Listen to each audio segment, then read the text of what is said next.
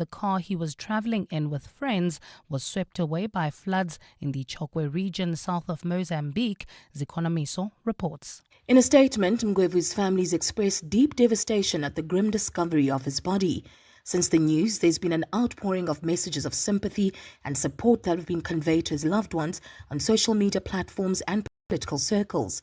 Gauteng Premier Panyaza Lesufi's spokesperson, Elijah Mhlanga, says government is deeply saddened by the news and will offer support to the family. So we will be supporting the families during this difficult time.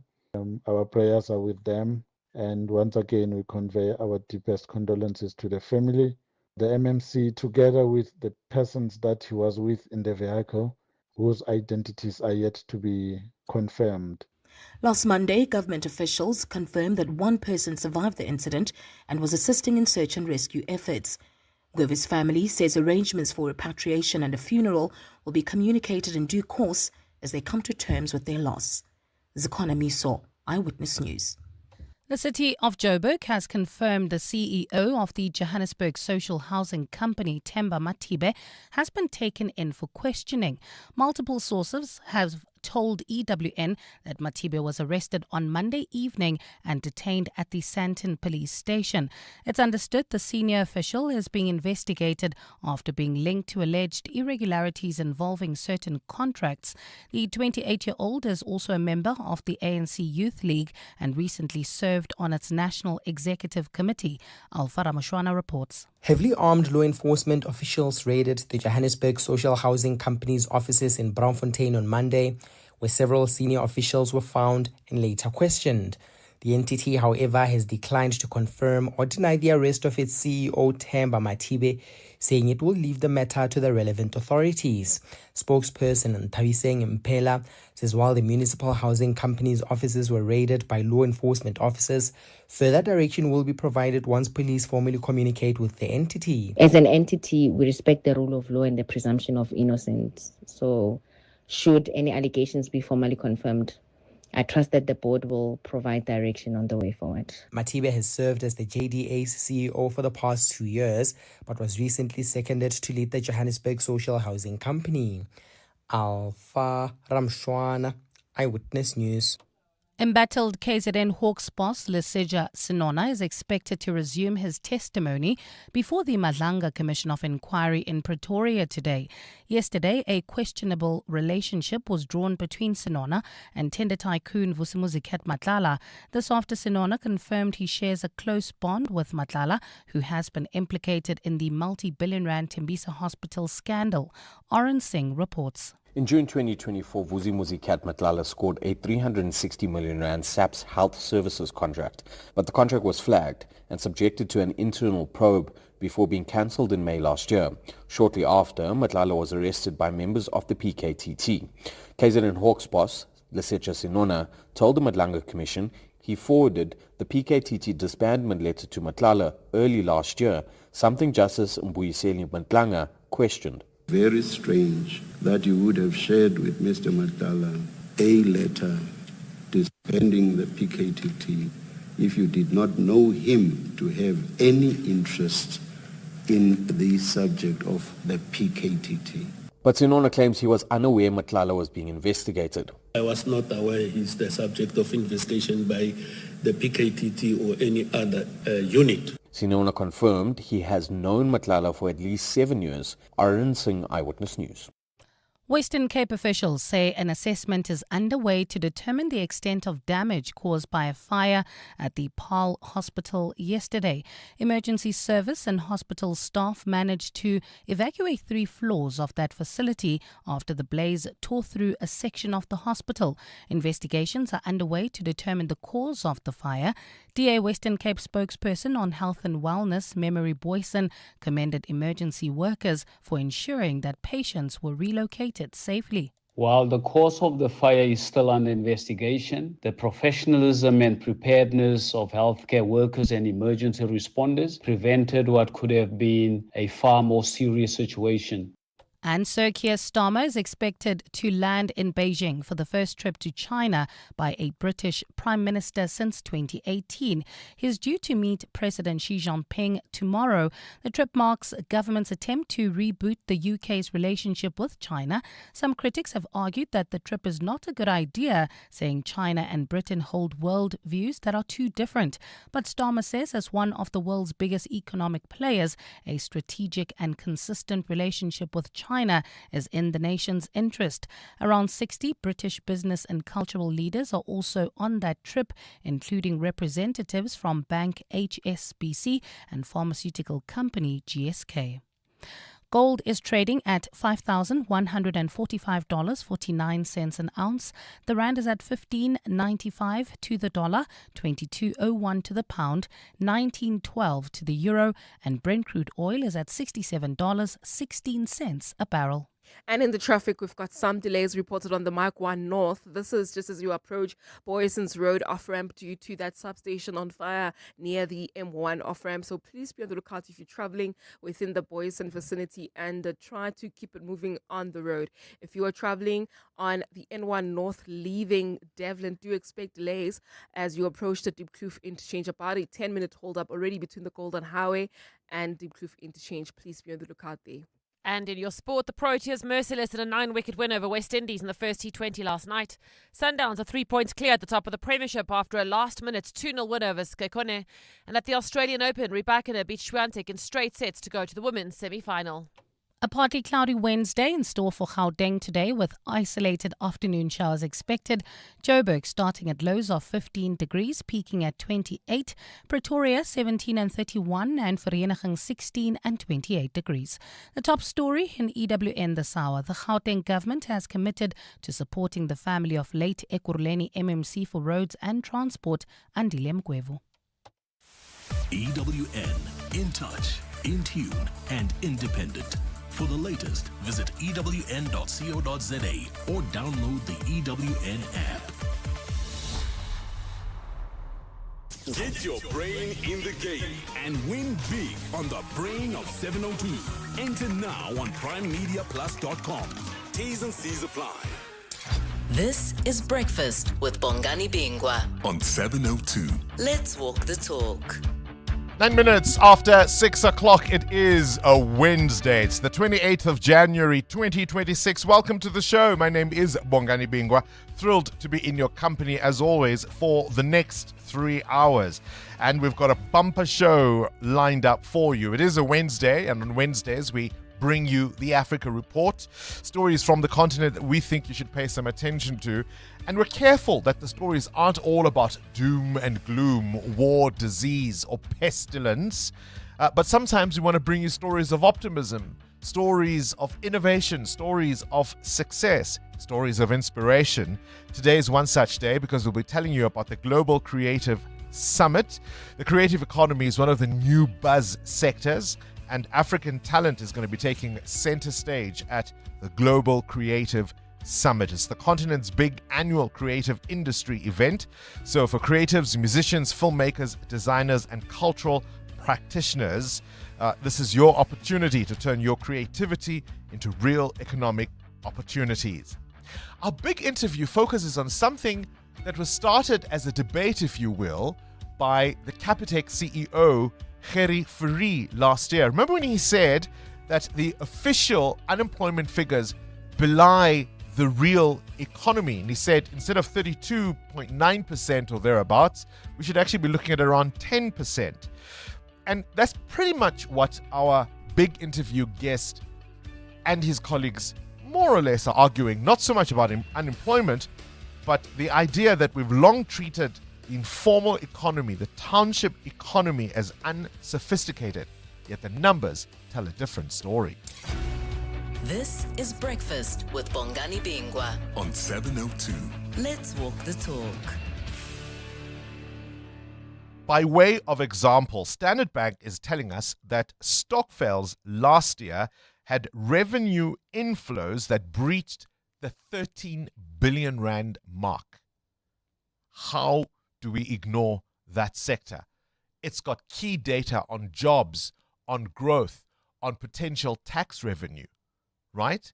And so there have been efforts to try and formalize the informal sector, except they've gone about it the South way. So everyone from spaza shops to taverns were told last year, you've got 21 days to register formally or close. Not a muscle twitched. And then they extended it to February. Do you think anything has changed since then? So why are we failing? Is it that these entrepreneurs are unlawful? Or is it that perhaps we're applying Santon rules to a Sowetan economy? Our guest this morning will be economist and director at Inani Strategies. Khandipai will join us after 7 o'clock to have that discussion. I think it should be a fascinating one. And then the mayor of the West Rand, William Matafeng Mateke, joins us to tell us about Sporong, Sporong. This is that informal settlement. The Premier, no less, admitted it should never have been allowed to take hold in the first place. This is a community that says they've been so terrorized by illegal miners, Zamazamas, they've had to flee their homes. And what's the plan? To relocate them. I mean, relocate people if you must, if you don't have services for them and they shouldn't be where they've built settlements. That's fine. But surely not because you can't deal with crime as a problem in that particular area. Which makes more sense? Arresting the people that are terrorizing them or relocating them? The mayor will explain that little conundrum. And then just before 9 o'clock, another corporate that cares, Hollywood Bets. You're with Bongani Bingwa. 7:02 weekday mornings, 6 to 9 As always, of a.m. course, I'm not alone. I've got an entire team of colleagues with me behind the scenes. Karabo, our social media producer. We've got show producers Bapelile and Siamtanda putting the show together this morning. KG is here with the gizmos and the music and his mixes and his clocks. Amoramila is here to get you safely to your destination this morning and guide you through traffic. One of the things I love, Amo, you don't just tell people where there's congestion. I love it when you give people alternative routes. So you are our very own living and breathing Waze. Mm-hmm. Where's Ramila? Good morning. Good morning, Bongani. Morning, 702 Landers. She's blushing. I am. She's blushing. But how many times have you don't understand the number of people that come to me and they say, it's the fact that she gave me an alternative route that made my commute so much easier. She didn't just tell me there was trouble. She said, try this route, try that exit. And that makes all the difference. Muteo Kharipe is out for the morning. A very welcome back to Nokanyam Dambo.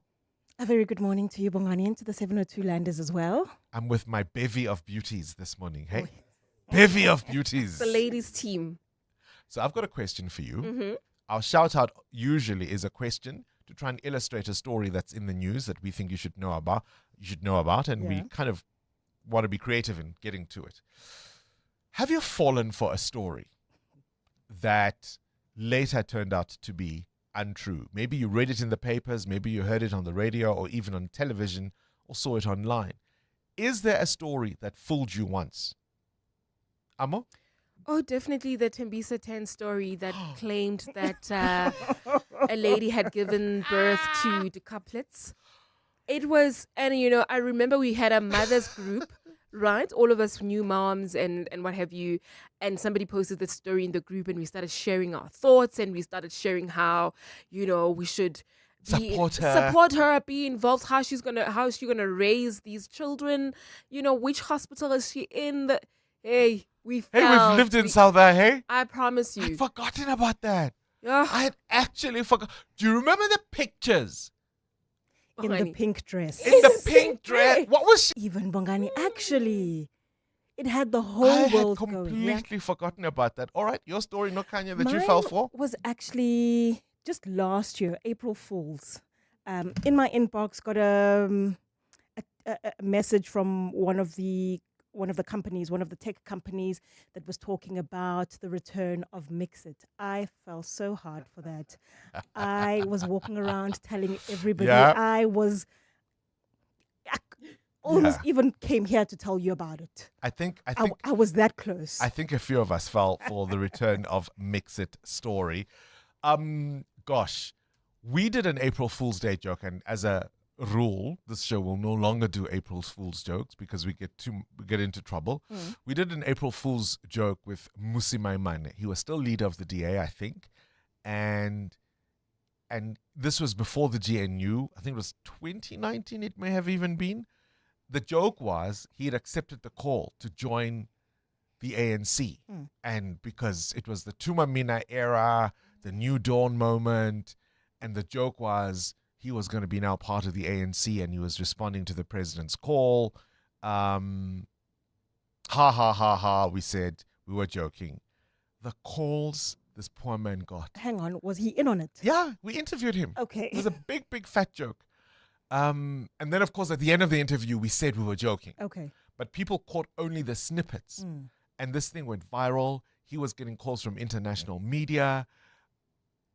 I was getting calls. It was a whole hadunta. And then we learned perhaps that's not the cleverest thing for a show that wants to be taken seriously, to be making jokes like that. Is there a story you heard, you saw online, saw it on television, you fell for it hook, line, and sinker, and it turned out to be untrue? 702 podcasts are on 702.co.za. Oh man, this poor man from Ekurhuleni, the MMC for Roads and Transport, Andile Mgwevu. You remember he was missing for quite some time, and it seems he was caught up in those floods in Mozambique. The family have made the grim discovery. The 40-year-old went missing after the car he was traveling in with friends was swept away by floods in the Chokwe region, southern Mozambique. And the grim discovery of his body has now been made. And the confirmation coming through that obviously he died tragically. And so the Gauteng government now committing to support his family. But if you've been wondering what has happened to that man, that's the latest. And now tributes are pouring in for the former Ekurhuleni Transport MMC. Let's walk the talk. 702. 19 after 6. Nokanya, you've got a question of your own? As always, Bongani, I want to know from you what expense has increased the most, the one that probably frustrates you the most. Is it your insurance? Is it your phone contracts? Is it rent, your utilities, or rates? Insurance? Yeah. Definitely the utilities bill. Okay. City of Joburg. Do you know by how much? Substantially. Okay. Amu? School fees.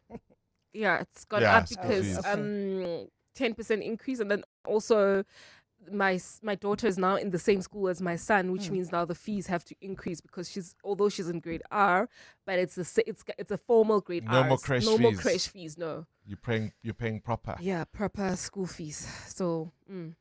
Okay. So no more free lunches at the canteen. No more free lunches. No more free. You're not buying us coffee. And I'm surprised that. I'm joking. No Before you get into coffees. trouble. 702. Weather. I'm curious about what prompts that question. If you're curious about the weather, though, well, you can expect a partly cloudy Wednesday in Gauteng.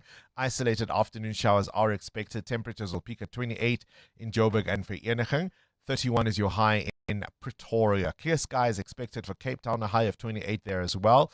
Gqeberha in East London, 26. Durban maxing at 29. Hi, Uncle Bones. I was so ready to say it with you. 2026, the year of our Lord.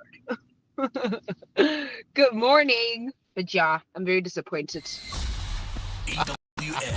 Traffic. All right, there we go. Let's say it 1, 2, 3. It's 20 after 6 on this Wednesday, the 28th of January, the year of our Lord, 2026. This EWN traffic brought to you by Outsurance. SMS out to 45142 now. And you could save on your car insurance. If you don't, ask them for 500 Rand. Amo?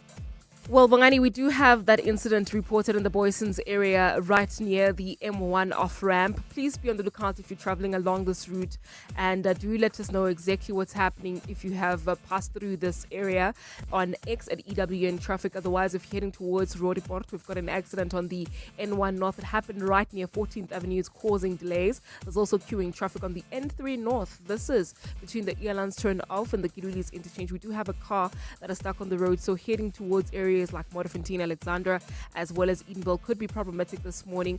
Please use the R21 North as well as the N12 West through those areas. More updates coming up. Stay tuned. There's more EWN on air, online, and on the EWN app. The Outsurance pointsmen know that every car on the road carries a story. Like the eager beaver driving to meet the woman of his dreams. Butterflies in his stomach, GPS on full volume. He checks his hair for the 7th time.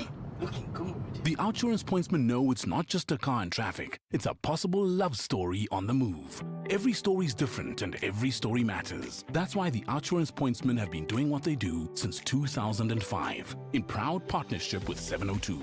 Outsurance is a licensed insurer and FSP. The Clement Manyatela Show today hosts the Unemployment Hour from 10 a.m.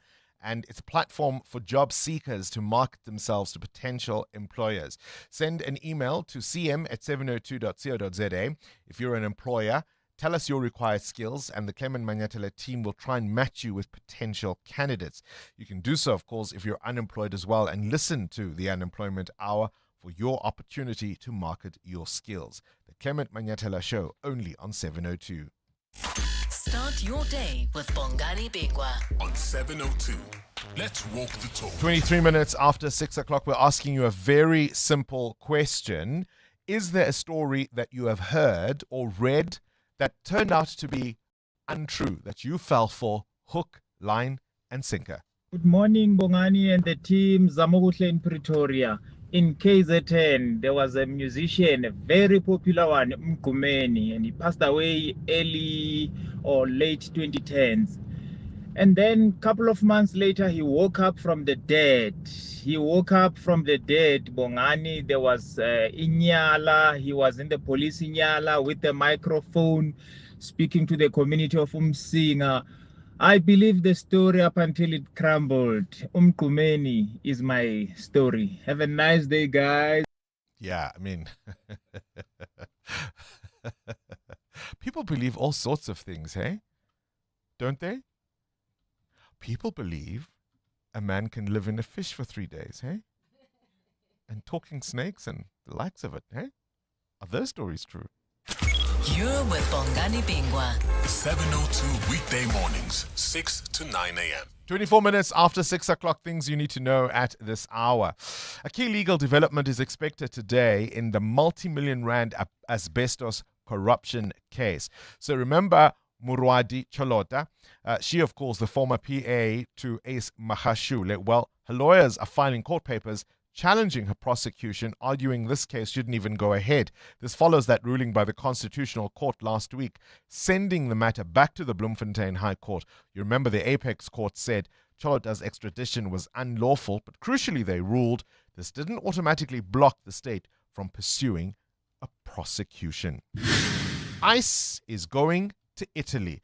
The U.S. Immigration and Customs Enforcement Agency, this is the one that's been in controversial news after agents have been essentially shooting citizens in Minnesota, is now to send personnel to support American security operations at the 2026 Winter Olympics.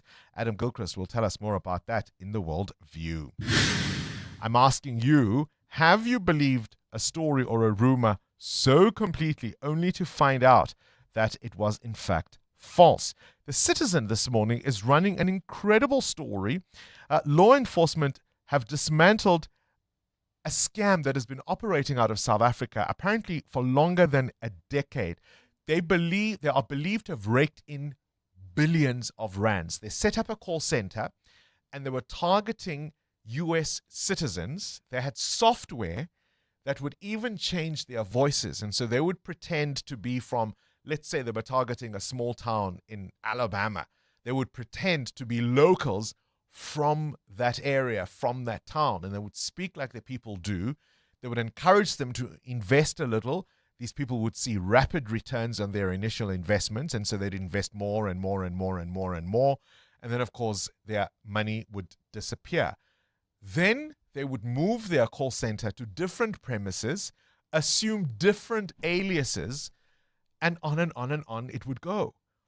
And they've been investigated since 2019. Authorities have been looking at them. So this thing has been bust. And I just thought, can you imagine being so desperate that you take on a job knowing that you're going to be involved in essentially a criminal enterprise. But the pay is good. The perks are good.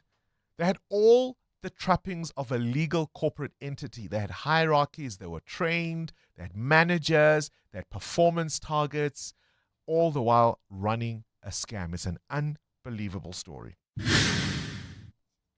We also want to tell you about what started out as a reckless game with a gun has ended in heartbreak and the law catching up. So this past weekend, a 5-year-old boy was shot fatally outside a Hammanskraal home north of Pretoria. The shooter was a woman, a neighbor, who allegedly fired a gun. She just bought herself a new weapon and was showing it to her friends, and she was fiddling with it, and she fired randomly, and this poor child who happened to be passing by was shot and wounded fatally by the stray bullet that struck him. The suspect, a 38-year-old Tselani Lebogang Mautla, has been arrested and charged with murder. How hectic is that, hey? And the late South African rapper, producer and businessman Keenan Jared Forbes, a.k.a., would have been 38 years old today. He was born on this day in 1988, and the Mega C, as he was known, has left an undeniable mark on the local hip-hop scene. Any day this life go flash before your eyes. And a girl like you, I see my old design. And the way I feel for you can't be described. No, no, no. I lose my mind. 702. The newspapers. Bali Dlamini, how sneaky am I? Did you see what I did? Mm-hmm. I snuck in one of the newspapers. I did. I did. Very crafty. I mean, it's an unbelievable story. This is from the citizen writer Hein Kaiser, who says this syndicate operated like a conventional corporate enterprise. Entry-level agents would be recruited, trained, and promoted. There were retention teams, an internal risk department, and senior leadership structures. And these call center operators, as I say, assumed aliases, they followed scripts, and they did this knowingly, scamming people. Sure. And when their scam was close to being discovered, they would move premises, their numbers would be changed, the call centers would be relocated to new premises, they'd use different company names, new banking accounts, etc. Everybody was in on it for years. I think that's the scary part, because I would assume everybody lower on the hierarchy would not know exactly what's going on. But if you know, No, they knew. and we're moving, then... And that various call centers, one call center is believed to have sold more than R1 billion in non-existent investments to foreign clients. Sure. Beat that. What do you have?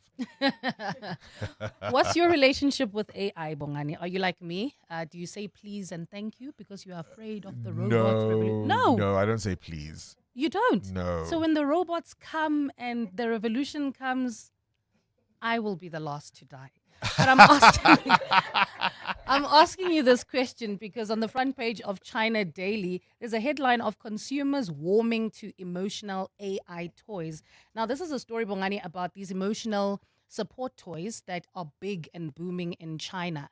These things listen to your breathing, they listen to your deep, dark secrets, and they respond to you accordingly. So Chinese people are buying them. You sleep with it, you take it to work, you do everything. Basically, you are trusting this toy with everything and it talks in you. Back. It talks back to you. It does all the things that you need it to do. It's like having an emotional support dog, but this time it's a robot. It can actually talk. And it could potentially and process kill you. information. According to me, when the robot revolution dies, it will know exactly what to do to get to you. You know what? You know the version I want? Uh-huh. I want the version that's human, that has flesh and blood coursing through its veins. That's the version I want as a companion. Hey? Just say please and Can thank we you try to that? AI. Can Say we please try and that, thank you. people? Amo has one. Her husband Calvin, a real human being. A real emotional support. When can we try that? Thank you very much. EWN Business. No, Kanya, you are asking us an interesting question this morning the expense that has increased the most in recent times, be it insurance, phone contract, rent, or even your rates and utilities bills? What prompts the question? Yeah, Bongani, so the Department of Home Affairs is facing a legal challenge over the big fee increase it introduced on ID verification checks last year. The price of verification checks was increased by a whopping 6,500%, leading to a public spat between Time Bank and the department. Mobile Industry Lobby Group, the Association for Comms and Technology, has now filed an application with the High Court in Pretoria to have the fee hike overturned. Of course, Bongani, the identity verification service is crucial for banks and network companies onboarding customers and ensuring compliance with anti-money laundering legislation and expanding financial services to previously underserved customers. Goodness me. And the grounds for the challenge? Well, the lobby group says that the change in the fee structure was not transparent and skipped out on consultations with the affected companies. The ACT says the abrupt implementation of the decision is causing irreparable harm to operators and the public. It says the cost from 15 cents to 10 rand will have a negative impact on the processes used by telecoms operators to provide their services. Time Bank again has especially warned that the new pricing structure would make it financially unviable to serve low-income residents. Home Affairs Minister Leon Schreiber has previously said that the new pricing is justified considering the department's past experiences with excessive use by some institutions. Your indicators. 15.88 is the rand to the dollar, 19.06 to the euro, 21.92 to the pound. Gold is trading at $5,238 an ounce, platinum at $2,690. The price of Brent crude at $66.81. More business after 7. I'm shaking my head because when last did you say 15.88 to the dollar? Splendid. Right? Splendid. Right? Bali, do you have good news? I don't think so, Bongani, but I'll try. KZN Finance MMC Francois Rogers has told Parliament that struggling municipalities in the province have refused the Provincial Treasury's help to get their finances above board. The Cooperative Governance Committee is currently on an oversight visit to the province, probing the Auditor General's municipal audit findings for 2024. Rogers says where National Treasury has been withholding grant funding from municipalities who are not adhering to payment agreements with Eskom as well as water boards, there has been a marked improvement in the management of finances. Lindsay Dentlinger has more. KwaZulu-Natal's provincial executive has told Parliament that a number of municipalities have adopted unfunded budgets. Finance MEC Francois Rogers says money owing to Eskom remains municipalities' biggest debt, but his hands are tied. We don't have the legislative power to take any particular action. All we can do is highlight it, communicate it, and try and resolve it where we don't have the power to enforce any corrective steps. Rogers says where he sent in teams to assist struggling municipalities to manage their cash, he has often encountered pushback. It really doesn't help that a municipal manager comes to me and says, we need your support, but the mayor and the council does not buy into the program. Among councils who have reportedly rebuffed the Provincial Treasury's assistance include the district municipalities of Amajuba, Ugu and Zululand. Rogers says where the Treasury has assisted municipalities, they've achieved clean audits. Lindsay Dentlinger, Eyewitness News, Parliament. 3 of the 5 suspects arrested on 66 fraud and money laundering charges have been released on 50,000 rand bail each. The Hawks arrested the suspects in a joint operation yesterday after they allegedly colluded with subcontractors to submit fictitious invoices to Gqeberha parent company Procaya. The manager, a qualified quantity surveyor, was identified as being the main suspect. Eastern Cape Hawks spokesperson Siyabulela Vukumbi Fumba says the remaining 2 suspects, a married couple, have been remanded in custody. 5 accused appeared at the Cape Town Magistrates Court. Monan, Tiflon and Klude were released on 50,000 rand bail each, whereas the Mare couple were remanded in custody. The matter has been rolled over to the 28th of January 2026 in the same court. To some good news now. Tourism Minister Patricia de Lille says South Africa has secured 51 bids to host several global events, which are expected to boost the economy by over 800 million rand. De Lille says the country had submitted 95 bids in total. One of the events being hosted in the country next year is the World Economic Forum's spring meeting. De Lille says these events will not just be hosted in the country's big cities. And the value of those events that will add to our economy will at least be 894 million rand. And what we will do later in the year, we will publish all of these successful bids that we have won, because then you can see it spread all over the country, not just in all of the major centers. And further afield, the death toll from a landslide in Indonesia has risen to 34, with dozens still missing. Heavy rain triggered the landslide that barreled through Pasir on Saturday, severely damaging dozens of homes and displacing hundreds of people. The number of people missing has been revised down to 32, but local authorities fear the true figure could be significantly higher.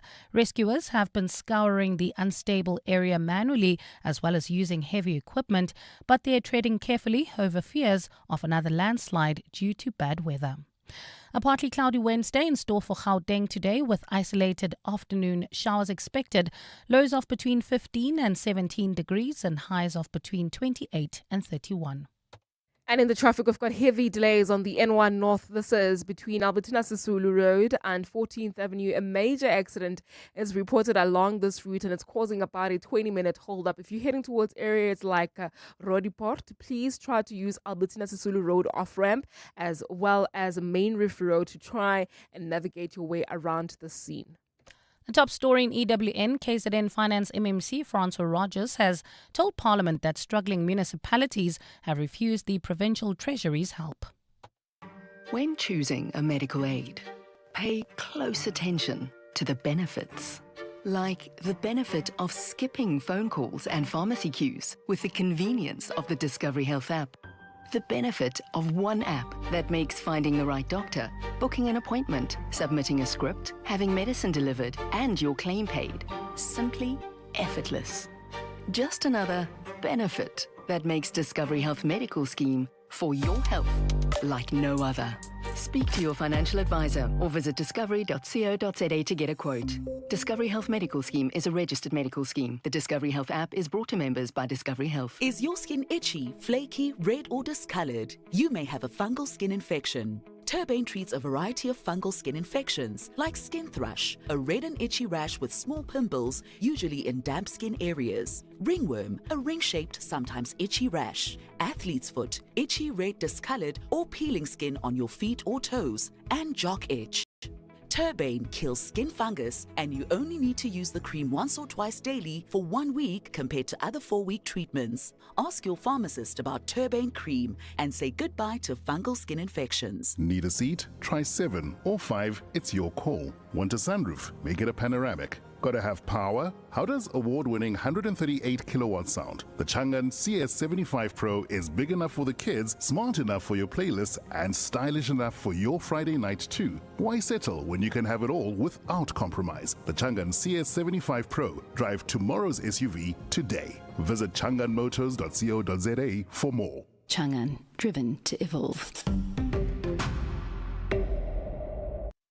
Coming up in the next hour, what's the question? And it's brought to you by Outsurance. Up to 3,000 Rand in cash is up for grabs. So you send us an answer based on something you heard on the show that piqued your interest. We'll give you $1,000. Simply WhatsApp us your name and the answer to 072-702-1702. Then later, someone else will ask a question to get your answer, you see. And for their troubles, we'll give them $2,000. SMS out to 45142 now, and you could save on your car insurance. 702. WhatsApp Bongani on 072 702 1702. Hey, morning bongs. Not me per se, but I remember people from KZN once believed that there were diamonds in the middle of, like, they were just digging up diamonds somewhere. I forgot where they were. Like, whole communities were there digging up. I'm like, Aibo, what are the happenings here? Yeah, ne? Cook from Dublin. We're talking about stories you have fallen for, hook, line, and sinker. It's a global scam that's been bust in South Africa. It's on the front page of The Citizen this morning. So they recruit English-speaking South Africans who ostensibly are part of this call center, but the recruits are in on the scam. They even change their voices with this clever software, and they target potential investors, in inverted commas, in the US. So if they're targeting a town in Minnesota, because that's in the news, they'll sound like they're all from, I don't know, Minneapolis, right? And they get these investors to part with their cash. And after milking a particular town dry, they move on to the next one. But just to be sure they don't get caught, they'll actually change premises. They'll move on, the whole call center operation. There's a new company. They have new names, and they've got looks like legitimate structures with performance reviews and targets. It's a whole thing, and they've been operating for years. And these American investors have lost billions. And the thing is, it wasn't just the company execs. Everybody was in on what they were doing. Because you'd have to be if you're the ones selling these investment products. And these poor Americans fell for it. Hook, line, and sinker.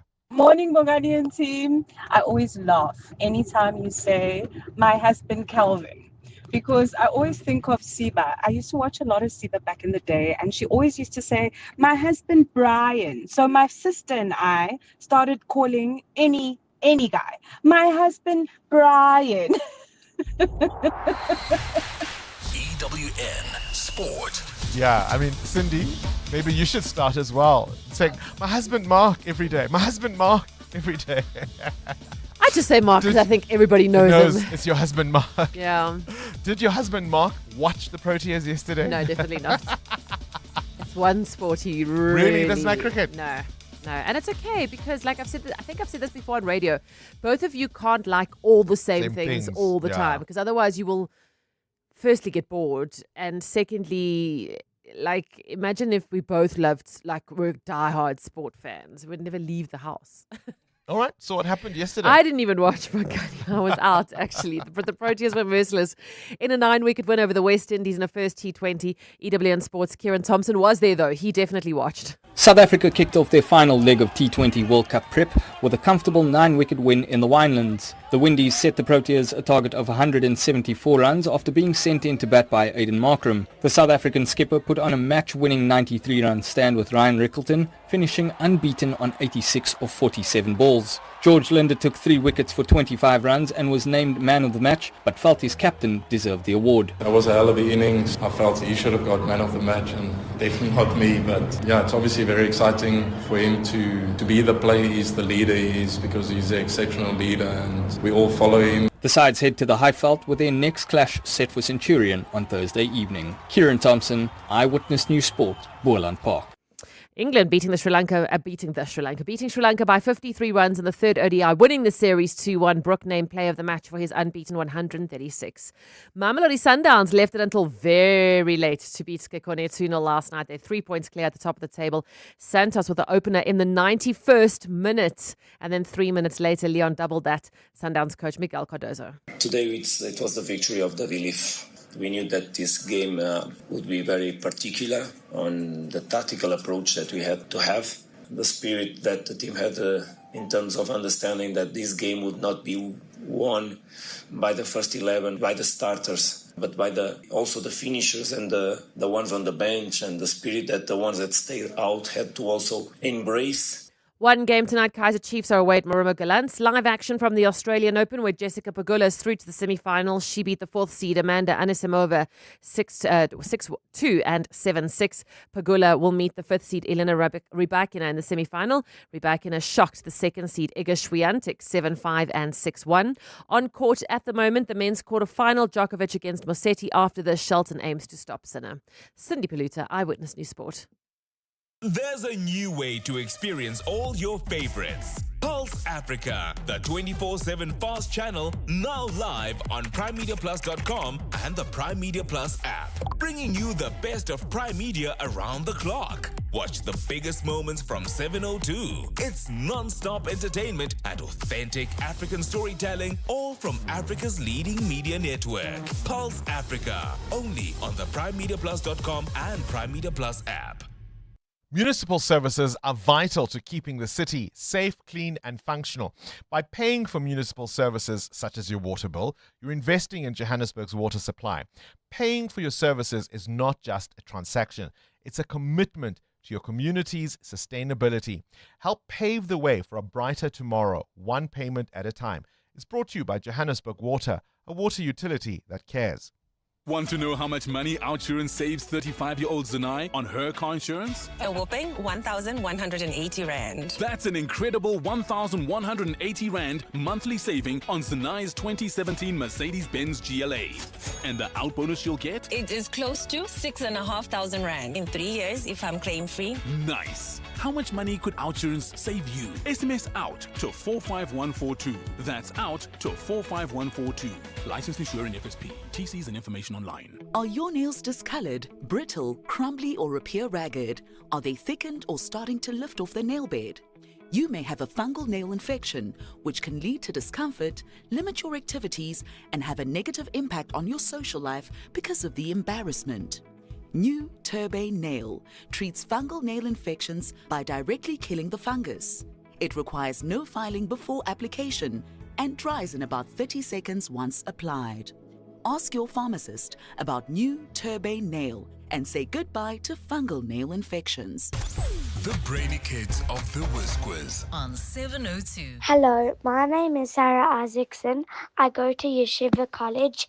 I'm in grade 5 and I'm really excited to play Whiz Kids with Uncle Bongani. Oh, Sarah, can you walk away with 10,000 Rand? $1,000 for each year you've been alive. That would be nice, hey, Amo? 702. Coming up at 7:15, the big interview. EWN Traffic. 12 minutes to 7. Let's catch up with the roads, Amo. Well, Bongani, we've got a stop-and-go situation on the N1 North through Deep Kloof all the way towards Roodepoort. It's due to that major accident seen near 14th Avenue. At this particular moment, I'm seeing delays coming out of the Soweto Highway as well, so do expect about a 30-minute hold-up. And then if you're heading towards the Joburg CBD, try to avoid the Mike 1 North bumper-to-bumper traffic there between Boysons and Car Street, about a 40-minute hold-up. Speaking of peak time delays, we've got more reported in Spruitview. This is along the N3 North between Leondale Road and Heidelberg Road. I'll have more updates coming up. Stay tuned. There's more EWN on air, online, and on the EWN app. This weekend, 31 January, BYD invites you to drive the dream because progress should be drivable. From your first car to growing your family or just wanting to explore the open roads, there's a BYD designed for your journey. Join BYD dealerships nationwide and stand a chance to win one of 10 BYD Dream Experiences to the value of 20,000 Rand. BYD is powering your journey 1 kilowatt at a time. Book your test drive at the nearest BYD dealership. BYD, build your dreams. T's and C's apply. Hi, this is Teko Modise, Hollywood Bet's brand ambassador. Be a winner who knows when it's time for a timeout and play responsibly. If you or someone you know needs help, call the South African Responsible Gambling Toll-Free Counseling Line on 0800 006 008 or WhatsApp help to 076 675 0710. Hollywood Sportsbook is a licensed betting operator. Hollywood Bet supports responsible gambling. No person under the age of 18 years are permitted to gamble. Winners know when to stop. Let's hear from Shemaine, owner of Vovotello Linwood, why it pays to switch to OUTsurance Business Insurance. I wish we had switched sooner. Not only was it quick and easy, but also gave us more favorable premiums. For restaurants, pharmacies, and all other businesses. Get a quote today and see why it pays to switch to OUTsurance Business Insurance. Visit outsurance.co.za or call 08600 60,000 today. Licensed insurer and FSP. TCs and information online. Every home begins with an idea to build smarter, stronger, and to last generations. That idea comes to life at the Summit on Innovative Building Technologies. Catch the Clement Manyatela Show live from the Nasrec Expo Center next Tuesday for all the highlights and updates from the summit, where tomorrow's built environment takes shape. Find out how smart building materials and advanced construction methods are shaping sustainable and resilient communities across SA. That's the Clement Manyatela Show, live from the Summit on Innovative Building Technologies on Tuesday, 3 February, brought to you by the Department of Human Settlements on 702. Let's talk. We're listening. Oh my God, oh my God, oh my God, oh my God. Bongani, you know the lady who sent a voice note saying that he was ready to say, the year of our Lord with you? I was like, yes, yes, yes, I'm also disappointed. And then I was going to send a voice note to say, I am very disappointed. And then you said it, Bongani. Oh my God, thank you. Who is the whizziest of them all? It's the Whiz Quiz on Yeah, I'm as mad as the 702 landers, I think, right? I think we're all just on our own level of delulu somewhere, somehow. Let's play with Sarah today. 10 years old, wants to be a scientist later in life, and is ready to win 10,000 Rand. Aren't you, Sarah? Yes. Yes is the confident answer. KG, start the clock. Which word is a verb, use or under? Use. Correct. Spell the word yellow. YELLOW. Correct. How many bones are there in the human ear? Is it 7 or 3? I don't know. Choose one. 7 or 3? 7. Correct. What is the name of the mouse in Tom and Jerry? Jerry. Correct. Complete the name of the soccer club. Kaiser what? Pass. Chiefs. What do you call a baby kangaroo? A kid or a joey? Joey. Correct. What do bees produce? Honey. Correct. True or false? Triangles have 3 sides. True. Correct. Which country is in the northern hemisphere? Spain or Peru? Spain. Correct. You did really, really well there, Sarah, hey? You did Thank you. really, really well. The one that nearly tripped you, the bones in the human ear, 7 or 3. When you've got 2 options, sometimes just guess. Sometimes just guess. Sarah walks away with 700 bucks. Not a bad morning's work. You're 10 years old, hey? The brainy kids of the Whiz Quiz. On 702. Current events, developing stories, Tough questions. your voice making a difference. This is Breakfast with Bongani Bingwa. 7 to 7, on to this now. The creative economy is the newest buzz sector, and African talent is going to take center stage at the Global Creative Summit.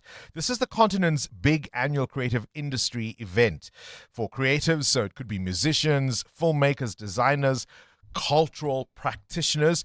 It's really about turning your creativity into real economic opportunities through skills development, market access, and even regional collaboration. So joining us today to talk about this bold expansion and what it means for creatives, we've invited Sinamandla Kwepile, who's the founder of the Global Creative Summit.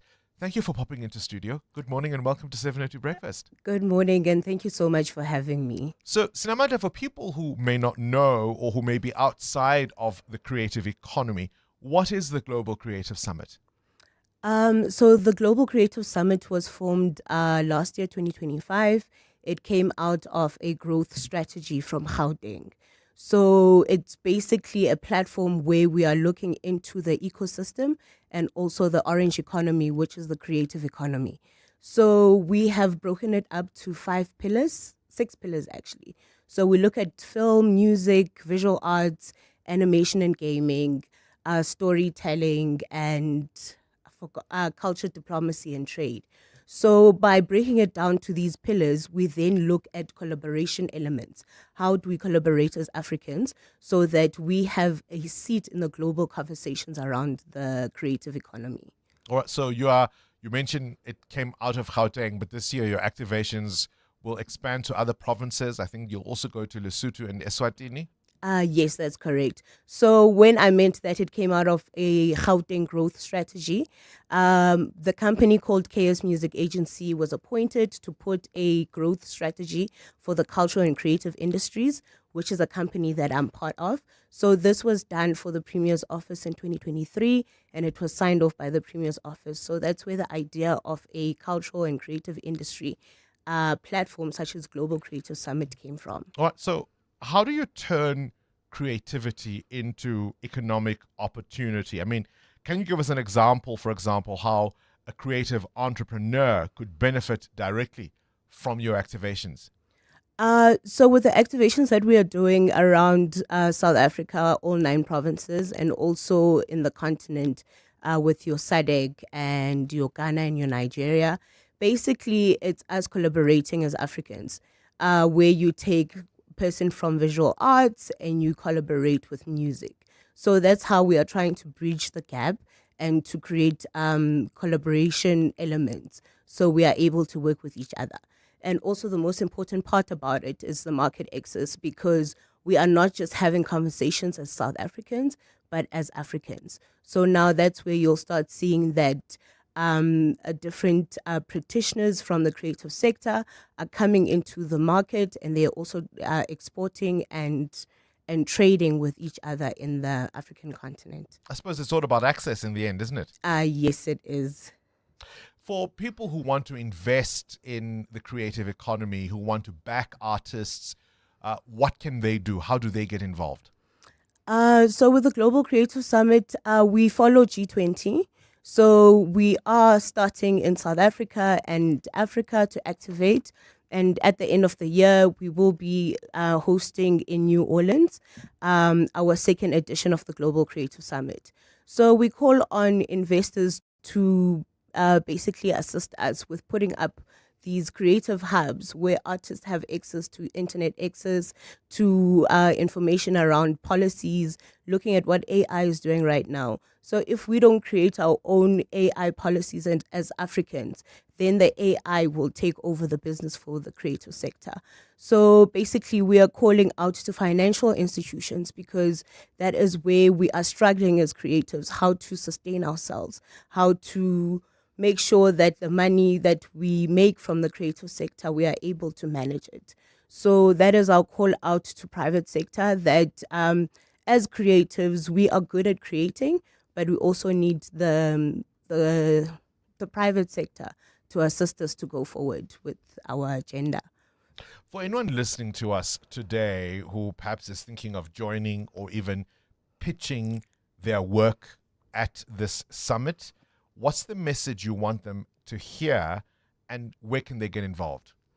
So what we have done, we've put our framework or our pillars around the Africa that we want, which is Agenda 2063 of African Union. So basically, we want collaborations, we want private sector, we also want creatives to come in so that they join this roadmap around South Africa and Africa. So we are easy access on our website, which is globalcreativesummit.com, and then also on our social platforms, which is Global Creative Summit. All right, so from Gauteng to other provinces, from Lesotho, Eswatini, all the way to West Africa and the diaspora to New Orleans later in the year. If you're a creative, musicians, filmmakers, designers, cultural practitioners, this is your opportunity to turn your creativity into real economic means and opportunities. That's what it's all about. Thank you very much for speaking to us, Sinamandla Kwepile, the founder of the Global Creative Summit. 702. Coming up, the big interview. Why is it that the informal economy, the township economy, is often seen as unsophisticated, yet the numbers tell us a very different story about this untapped potential for growth, for jobs, and even tax revenue? Why is it so hard to formalize the informal sector? That conversation up next with Klandipai, the economist and the director of Inani Strategies. All of that to come after this Eyewitness News brought to you by Momentum. Financial advisors help you have a better shot at generational wealth. Speak to a Momentum accredited financial advisor. Momentum is part of the Momentum Group Limited, an authorized FSP and registered credit provider. This is EWN. Tributes pour in for late Ekurhuleni Transport MMC, and March and March to continue demonstrations at Addington Primary School.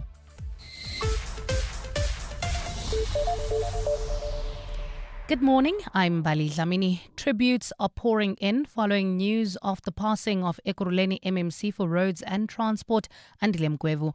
Mgwebu's body was recovered in Mozambique, ending an extensive search for him. The 40-year-old was reported missing more than a week ago after the vehicle he and his friends were travelling in was caught in flood waters in the Chokwe region in the southern parts of Mozambique. Last week, government confirmed that one person survived the incident and was assisting search and rescue personnel with information. Gauteng Premier Panyaza Lesufi's spokesperson Elijah Mhlanga. We are deeply saddened by the news that our MMC, who had been missing for about 10-15 days in Mozambique, has been found dead. We are quite saddened by this, and we have since conveyed our condolences to the families. The Premier has been with the families, communicating with them the news and offering the support of the Premier as well as the entire government of Gauteng. Let's stay with flood-related matters. Tourism Minister Patricia de Lille says the department will be supporting the mopping up of both public and private tourism facilities in flood-stricken Limpopo and Mpumalanga.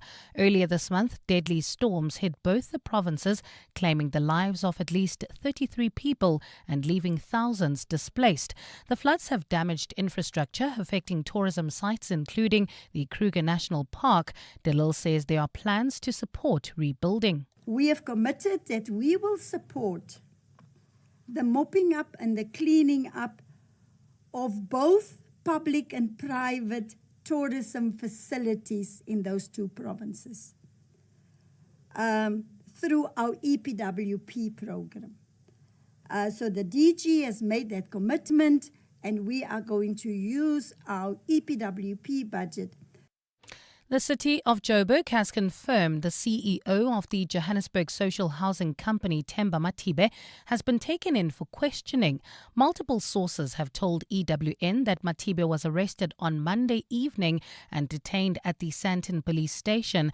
It's understood the senior official is being investigated after being linked to alleged irregularities involving certain contracts. The 28-year-old is also a member of the ANC Youth League and recently served on its National Executive Committee. Alfara Mshwana reports. Heavily armed law enforcement officials raided the Johannesburg social housing company's offices in Braamfontein on Monday, where several senior officials were found and later questioned. The entity, however, has declined to confirm or deny the arrest of its CEO, Themba Matibe, saying it will leave the matter to the relevant authorities. Spokesperson Nthabiseng Mpela says while the municipal housing company's offices were raided by law enforcement officers, further direction will be provided once police formally communicate with the entity. As an entity, we respect the rule of law and the presumption of innocence. So should any allegations be formally confirmed, I trust that the board will provide direction on the way forward. Matibe has served as the JDA's CEO for the past 2 years, but was recently seconded to lead the Johannesburg Social Housing Company. Alfa Ramshwana, Eyewitness News. To this now, civic organisation March and March movement leader Jacinta Ngobese Zuma says protests at the Addington Primary School will continue despite public violence charges. Ngobese Zuma was charged after handing herself over at the Point police station in Durban. The state charged her for leading protests outside the primary school, where she has been calling for children who are South African by birth to be prioritised for placement. But the demonstrations have turned violent, with scuffles seen between South Africans and foreign nationals. In spite of these charges, Ngobese Zuma has vowed that they will return to the school. Picketing is part of our rights, and nobody can take that away from us. And no police statements, no police intimidation, no nothing will take away our rights to go and picket out there and demand that South African children be placed in a South African school. And the United States has started unblocking Venezuelan funds that were frozen under sanctions. This has been confirmed by Venezuela's interim president, Delcy Rodriguez. The country has been under U.S. sanctions since 2019, following Nicolas Maduro's first disputed claim to re-election. During his first term, U.S. President Donald Trump also froze Venezuelan funds in international accounts. Rodriguez has sought to improve ties with Trump since taking over from Maduro. Earlier this month, U.S. Special Forces captured Maduro as well as his wife and transported them to the United States to face trafficking-related charges. Gold is trading at $5,233.39 an ounce. The rand is at 15.88 to the dollar, 21.92 to the pound, 19.05 to the euro, and Brent crude oil is at $67.16 a barrel.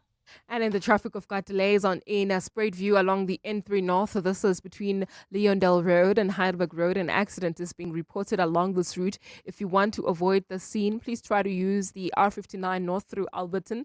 While traveling in Boksburg, we've got roadworks taking place along the N17 West, causing delays between Rondebolt Road and Osborne Road. And in your sport, Markram smashes an unbeaten 86 and George Linder takes 3 wickets as the Proteas cruise to a 9-wicket win over the West Indies. Sundown scored injury time for a 2-0 win over Skekone. And at the Australian Open this morning, Rybakina shocked Swiatek to set up a semi-final with Pagula, who beat Anisimova. A partly cloudy Wednesday in store for Gauteng today with isolated afternoon showers expected. Lows of between 15 and 17 degrees and highs of between 28 and 31. The top story in EWN this hour, tributes are pouring in following news of the passing of Ekurhuleni MMC for Roads and Transport, Andile Mgwevu. EWN, in touch, in tune, and independent. For the latest, visit ewn.co.za or download the EWN app. They say the early bird catches the worm. Great advice, unless you're the worm. Generic so-called wisdom doesn't work for everyone, so I settle for a financial plan that's one size fits some. Momentum accredited financial advisors take the time to get to really know your unique situation. Advice meets your context. Momentum, your journey to success. Momentum is part of Momentum Group Limited, an authorized financial services and registered credit provider. Calling all the brightest minds in Gauteng. Time to flex your general knowledge smarts in the brain of 702. Enter now on primemediaplus.com. T's and C's apply. This is Breakfast with Bongani Bingwa on 702. Let's walk the talk. 8 minutes after 7 o'clock, tributes to continue pouring in for the Ekurhuleni Transport MMC Andile Mgwevu. It was one of those stories that was circling about a week or so ago. He went missing, of course, in Mozambique in the Chokwe region. He and his friends were traveling in a car that got caught up in flood waters. And since then, his family have made the grim discovery of his body. So that is sad news for Ekurhuleni. If you're keeping an eye on proceedings at the Commission of Inquiry looking at alleged criminality in law enforcement, yesterday, wow, oh wow, the gloves coming off. We heard from the KwaZulu-Natal Hawks boss, Lesetja Senona. It was it was quite a moment.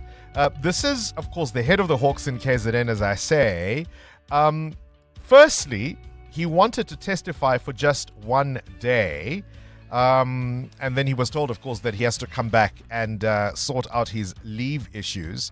But things got really explosive when he testified that he had attended a meeting with the KZN Police Commissioner Nhlanhla Mkhwanazi and Vusumuzi Kat Matlala, who has the same surname as his wife, but he refused to weigh into that issue, citing possible concerns about his domestic life. It was just a bizarre exchange. But have a listen.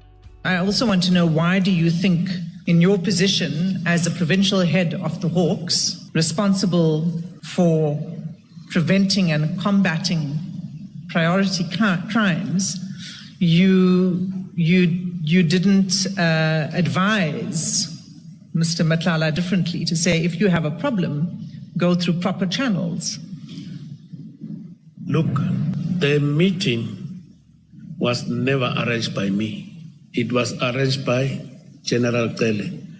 And then I believe if you expected of me to tell him to say go through proper channels, even the general who was there as the senior to me would have done that, but he didn't do that. So that is why I didn't see a problem in that. Maybe he was going to come up with that or not, I don't know, and I don't know. So because your colleague, provincial commissioner, didn't say anything, you thought, therefore, you don't need to either. Is that what you're saying? Yeah, remember the assistance was directed to General Kwanazi. And then he must not be exonerated that he didn't do this. If he deemed it fit, he should have said, these are the procedures, follow them. Do you ever listen to some of these witnesses and think, you occupy what position? Did you just hear that? And we that's a very truncated version of what we would have heard if you'd watched it live. And you just watch some of these explanations and some of this squirming, and you think, how on earth do you occupy such a senior position?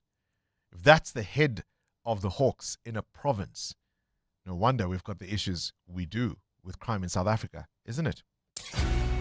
This is Breakfast with Bongani Bingwa on 702. Let's walk the talk. 12 after 7, things you need to know at this hour. After 65 years of history, heartbreaks, and glory, Orlando Pirates' iconic home ground has been given a new name. It is now officially the Orlando Amstel Arena. Does that sound cool? The Amstel Arena. Hey? Not the Orlando Stadium. The Orlando Amstel Arena, mdanam. This follows a sponsorship deal revealed by the club chairman, Dr. Irvin Khoza. ICE is going to Italy, the United States Immigration and Customs Enforcement. You remember they've been thrust into controversy recently, shooting civilians and killing some of them. Well, they're going to be part of the American security operations at the 2026 Winter Olympics in Italy this February. We'll get more details from Adam Gilchrist in the World View. Now, we told you earlier in the week about the ANC facing scrutiny because of alleged election misconduct in Johannesburg. Well, the Secretary General, Fikile Mbalula, has confirmed there is prima facie evidence of wrongdoing in how the regional conference was conducted. The situation escalated when ballot boxes from the vote where Loyiso Masuku narrowly beat Dada Morero for the regional chairperson position of the ANC. These were found at a private house in Pretoria this weekend. I mean, it just gets messier and messier and messier. And it was on this day, 1995, the American girl group TLC soared to number 1 on the Billboard Hot 100 with their hit single, Creep.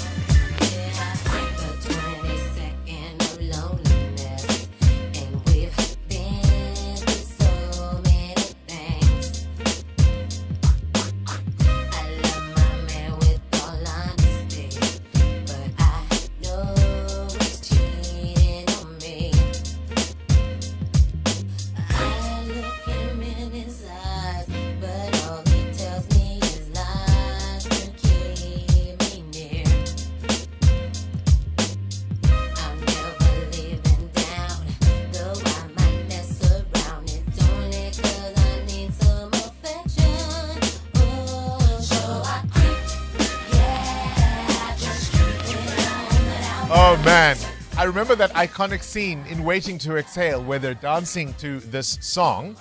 It was written by one of the members of TLC because Rosanda Chili Thomas wrote it because her partner was cheating on her.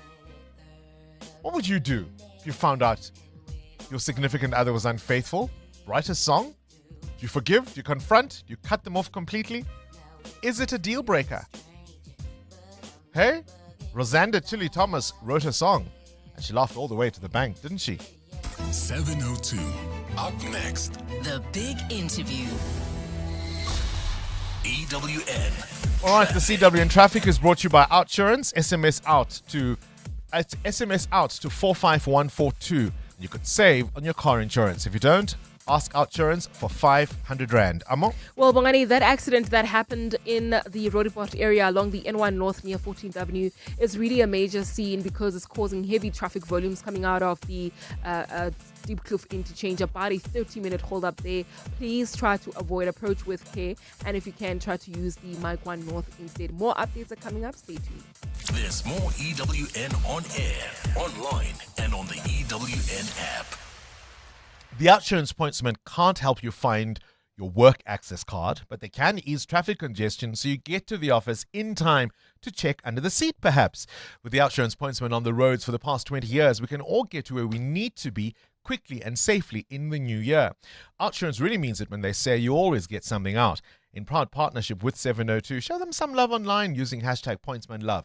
Outsurance is a licensed insurer and FSP. It's 2026 and the Haval H7 is here to celebrate the urban adventurer in you. Available in 4x2, 4x4 and a hybrid electric engine for enhanced performance and everyday versatility. The H7 is yours from only 7,699 per month. Visit gwm.co.za for T's and C's and to book a test drive. GWM, go with more. Brought to you by GWM Finance, a division of Westbank, an authorized financial services and registered credit provider. Naked people smell expensive because naked people spend less money on insurance premiums and more money on fancy French colognes with names they can't pronounce. With Naked, you can cover your car, home, and stuff in seconds. And because it's all online, it also costs less. Go to naked.insure now, get a car insurance quote in 90 seconds, and start smelling like naked people. Naked Financial Technology is an authorized FSP. Get naked. This message is brought to you by Eskom, redefining for a better future. Hey South Africa, want to keep your lights on and save money? Let's use electricity wisely. It's easier than you think. Switch off lights when you leave a room, unplug chargers and appliances, and use energy-saving bulbs. They last longer and use less power. Every little bit helps for your home, your wallet, and our planet. Let's make it a habit and use electricity wisely. Eskom. 702. The big interview with Bongani Bingwa. 18 after 7, on to this now. In June last year, the Capitec CEO, Gerrie Fourie, sparked a furious debate questioning South Africa's official, 32.9% unemployment rate. Now, he was arguing that the real rate is closer to about 10%. He says the stats often ignore the very vibrant, overlooked informal sector. Our next guest argues that for too long we've treated the township economy as unsophisticated, yet the numbers tell a very different story. Take Stokvels, for example. Last year, Standard Bank tells us inflows in this informal saving instrument breached the 13 billion rand mark. Yet, nearly 80% of these businesses remain unregistered. So the question really must be, why are formalization efforts not succeeding? Klandipai is an economist and a director at Inani Strategies and joins us in studio. Firstly, welcome to 702 Breakfast. We haven't had this dance in a while. It's wonderful to be here, Bongani, and you guys have really invested in wonderful studios here. I could actually I could even work from reception. Now. All right, let's talk about this. In a recent Business Day piece, one of your colleagues, Virat Chada, argued that despite government support programs, grants, training initiatives, many township businesses remain stuck, even although we talk much about the township economy. Yes, and I think, first of all, it's important to recognize that, the informal sector in South Africa is much smaller than what you would find in peer countries. So, those sort of upper middle class economies like ours, and certainly by global averages. And that's not a surprise because we know that the apartheid government had a concerted effort to keep business ownership by black people and certainly by the majority low. And so we have not recovered from that.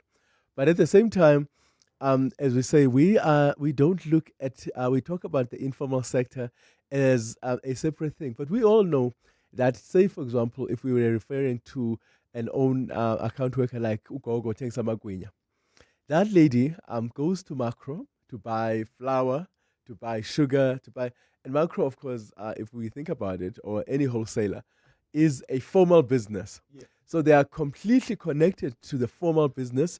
And in fact, actually, they're part of their value chain. Yeah. They may also obviously use, they get maybe in the townships, we know we have, bread that's delivered to be sold in spaza shops. Again, the very same thing. We know also we sell airtime from Vodacom or MTN. Those people who sell that are also actually very connected to the formal economy. So how we think about it as informal is something of quite a strange thing, because actually they are very much part of the formal economy. But at the same time, when we talk about formalizing the informal sector, are we then, shall we say, asking Soweto businesses to operate according to Santon rules, for lack of a better way to frame it? Sure. And I think this is the part that of what we tried to do last year was to say, let them all register. And it wasn't clear at the time. I guess we were all worried around those issues where, we were seeing sick children from spaza shops. And so we wanted to know, who are these people and where are they? And what do they do? The mistake, of course, is that we didn't actually answer the question and the concern that we had.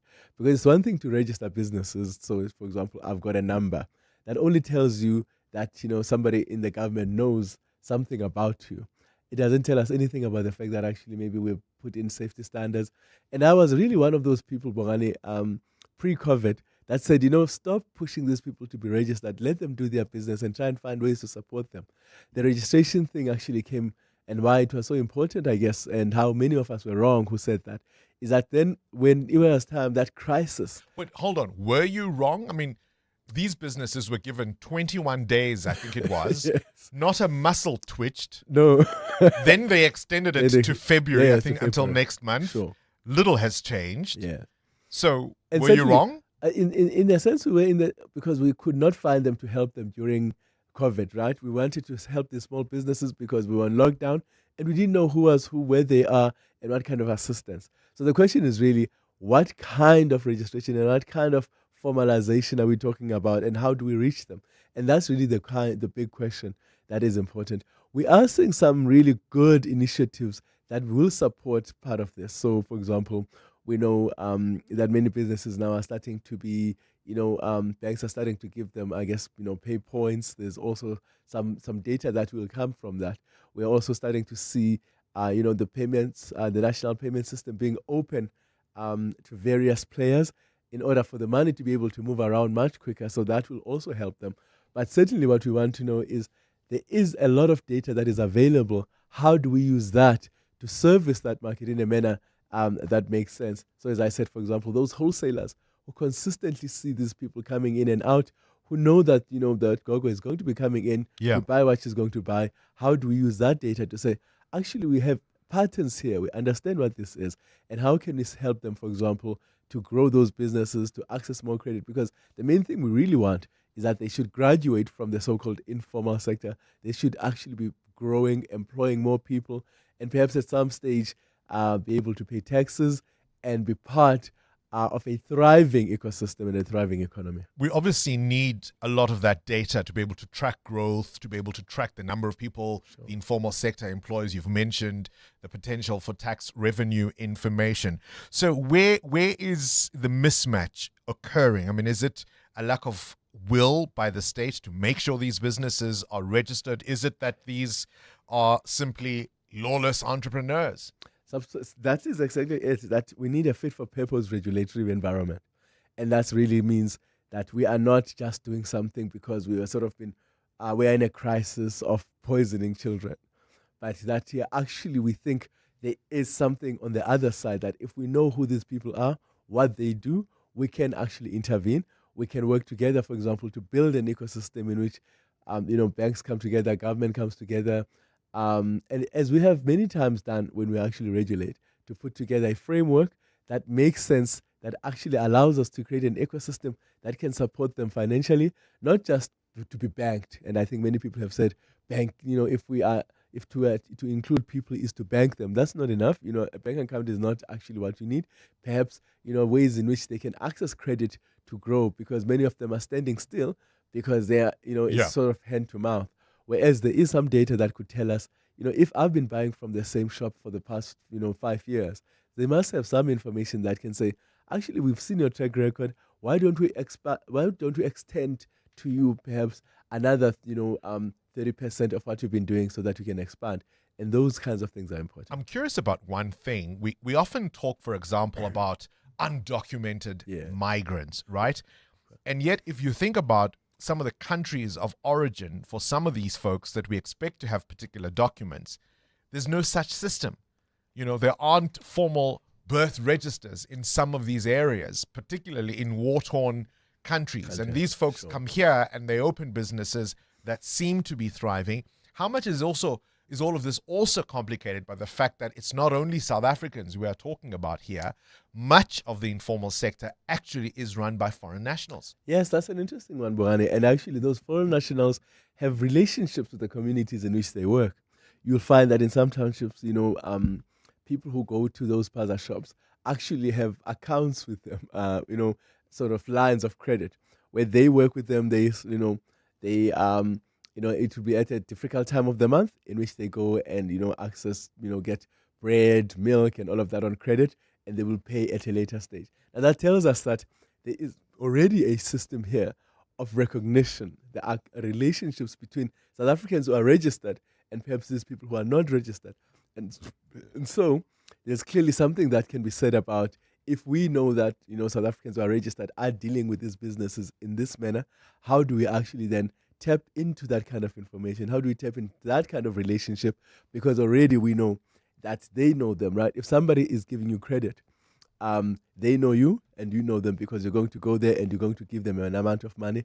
And that actually, those flows of money also give us an opportunity to really tap into the so-called undocumented, because while they're undocumented, they are very much have relationships with documented people. Right. So February is coming next month, when that deadline looms for registration.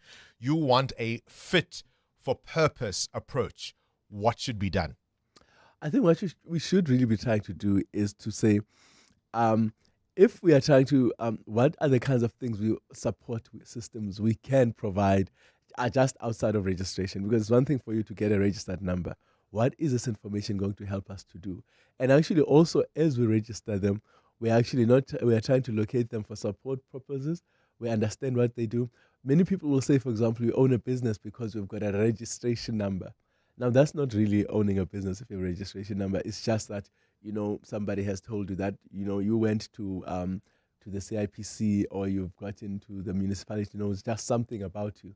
We should be actually extending that registration in a manner that gives us useful information that allows us to intervene, to make interventions, whether those interventions are for health and safety for communities, or that actually we can advance proper support systems. And we have to look at it from the business's perspective as well, that they've got an incentive for registering because there are clear benefits if they do. Absolutely. Appreciate your time. Khadipai, the economist, a director at Inani Strategies. EWN. 29 after 7 business news now. Nokanya Mdambo. Credit sales have lifted the Lewis Group's revenue. Yeah, Bongani, that's by an 11% increase in total revenue in the 9 months to December last year. This was mostly supported by a 7% rise in merchandise sales and a 9% increase in credit sales. Merchandise sales by the furniture and appliance retailer were brought up by a strong Black Friday trading across all of the brands. Other revenue, including insurance revenue, increased by more than 16%. MoneyWeb says the numbers suggest that the retailers with strong in-house credit offerings have been more resilient amid constrained consumer spending. Lewis shares are currently trading at R95.83, up by almost 2% from yesterday's trade. Now, these two brands had some of the best jingles in my childhood. Yeah. the baker's man can. Yep. And then, nobody makes better tea than you and 5 Roses. 5 Roses. Turns Right. out even AVI. So Bongani, now that the owner of some of our favorite brands, like those that you just mentioned, now 5 Roses and Bakers, says it managed to deliver strong revenues and profits despite grappling with a tough consumer environment. AVI released its interim trading update yesterday. The JSE-listed consumer group reported revenue growth of nearly 5% in the 6 months to December. The company also reported improved gross profit margins thanks to strong profit growth in I&J, and that's mostly been underpinned by selling price increases and higher domestic and export fish sales. Looking at the local markets? The all-share index, Bongani, has seen better days. It's running a loss of almost 1% since yesterday's trade. It's coming down, of course, from record highs seen at the start of the week. The resources index shedding the most on the day, almost a 4% down. The rand still below that 16 rand mark, trading at 15.88 to the dollar, 19.05 to the euro, 21.98 to the pound. Another record day for gold. The precious metal is now trading at $5,245 an ounce. Platinum at $2,701. The price of Brent crude at $66.88. More business after 8. Time now for your latest eyewitness news, brought to you by Outsurance. SMS out to 45142 now. You could save on your car insurance. If you don't, ask them for 500 rand. Good morning again, Mbali Dlamini. Thanks, Bongani. Good morning. The Gauteng Health Department has reaffirmed its commitment to restoring financial discipline amid claims of mismanagement. It comes after the DA accused health officials of underspending on the allocated budget, but compromising on patient care. But the department says the last time it underspent on its allocated budget was in the previous financial year. Acting Chief Financial Officer Willie Sambo says the department is currently projecting an overspend of 1.2 billion rand on the adjusted budget for 2025-2026. It is also important to indicate that the department has achieved 79% and 80% respectively in both quarter 2 and quarter 3 on payment of service providers within 30 days. The department remains committed to restoring financial discipline, strengthening accountability, and ensuring that available resources are directed towards patient care, infrastructure improvement, and the support of healthcare workers. In Cape Town, some residents of the Nyanga Township have expressed skepticism over the success of targeted crime interventions in that area. Nyanga has long been regarded as one of the country's most dangerous precincts, often labelled as the nation's murder capital. While police statistics show a decline in murders over the years, the area still ranks amongst the top 5 stations with the highest murder rate in the country. Sipiwo Ngubenkomo says while residents have noticed increased police visibility as well as operations, violent crime continues to disrupt their daily lives. Crime is a big issue. Almost every day, there's, as you can hear in the news, there's mass shootings, there's protection, there's like normal robberies. Yeah, it's still not in a good state for the residents. It's not a very safe place to live in. To this now, Union Federation Fedusa has welcomed a commercial deal that will see car maker Nissan sell its Roslyn manufacturing plant to Chinese-owned Chery. Chery recently confirmed it would purchase the land, buildings and associated assets of the facilities in mid-2026. The deal, which is subject to regulatory approval, signals the end of Nissan's 60-year vehicle manufacturing presence in South Africa. Fedusa Deputy General Secretary Ashley Benjamin. The automotive industry contributes significantly to South Africa's GDP, boosts exports, and attracts foreign investment. Such investments are critical in absorbing workers affected by the closure of non-performing dealerships and ensuring employment sustainability within the automotive and retail motor sector. We trust that this partnership will encourage further investment from other automotive manufacturers into our country. And Russian strikes near Ukraine's capital have killed 2 people and wounded several others. Ukraine says the attacks were reported in the early hours of this morning. This while Russian airstrikes last night already killed at least 12 people across the Ukraine, including 5 passengers in a train that was targeted by a drone attack. President Volodymyr Zelensky says the bombardment undermines peace efforts and has urged allies to step up pressure on Moscow to end the war. A partly cloudy Wednesday in store for Gauteng with isolated afternoon showers expected. Lows of between 15 and 17 degrees and highs of between 28 and 31. And in the traffic, we've got delays on the N1 South between the Brakfontein interchange and Olifantsfontein Road. Earlier on, there was an accident reported along this route causing these massive queues. While travelling towards the city of Tshwane via the N1 North, do expect heavy delays due to an accident seen near New Road. It is causing delays coming out of Allendale Road. The top story in EWN, the Gauteng Health Department has reaffirmed its commitment to restoring financial discipline amid claims of mismanagement. With OUTsurance, I'm saving a whole 729 Rand. Another satisfied OUTsurance client saving more money every month. 32-year-old Parushka saves 729 Rand a month on her 2020 Haval H2. And after 3 claim-free years, she gets an out bonus. Yes, I'm ready for that out bonus. How much money could OUTsurance save you? Get a quote now. SMS out to 45142. That's out to 45142. Licensed insurer in FSP. TCs and information online. Clement Maniatella. Weekday mornings, 9 to 12. 9 to 12. Why then, when you went to the Koshima Mpuru, you didn't switch off? Because what preceded your visit there was the emails, was the calls, was all that communication. So why didn't you switch off? Let me tell you the configuration of the department. The premises is owned by Public Works, and Prison Services uses the facility that is owned by Public Works, but they've got the responsibility to pay electricity, water and rates. And in this instance, Public Works didn't play its part, and we realized that perhaps let's give them an opportunity to discuss that internally so that when we come back, they have already settled the matter. But they owe us. Eugene Modise, who is the deputy mayor of Tshwane. Clement Maniatella. 9 to 12 on 702.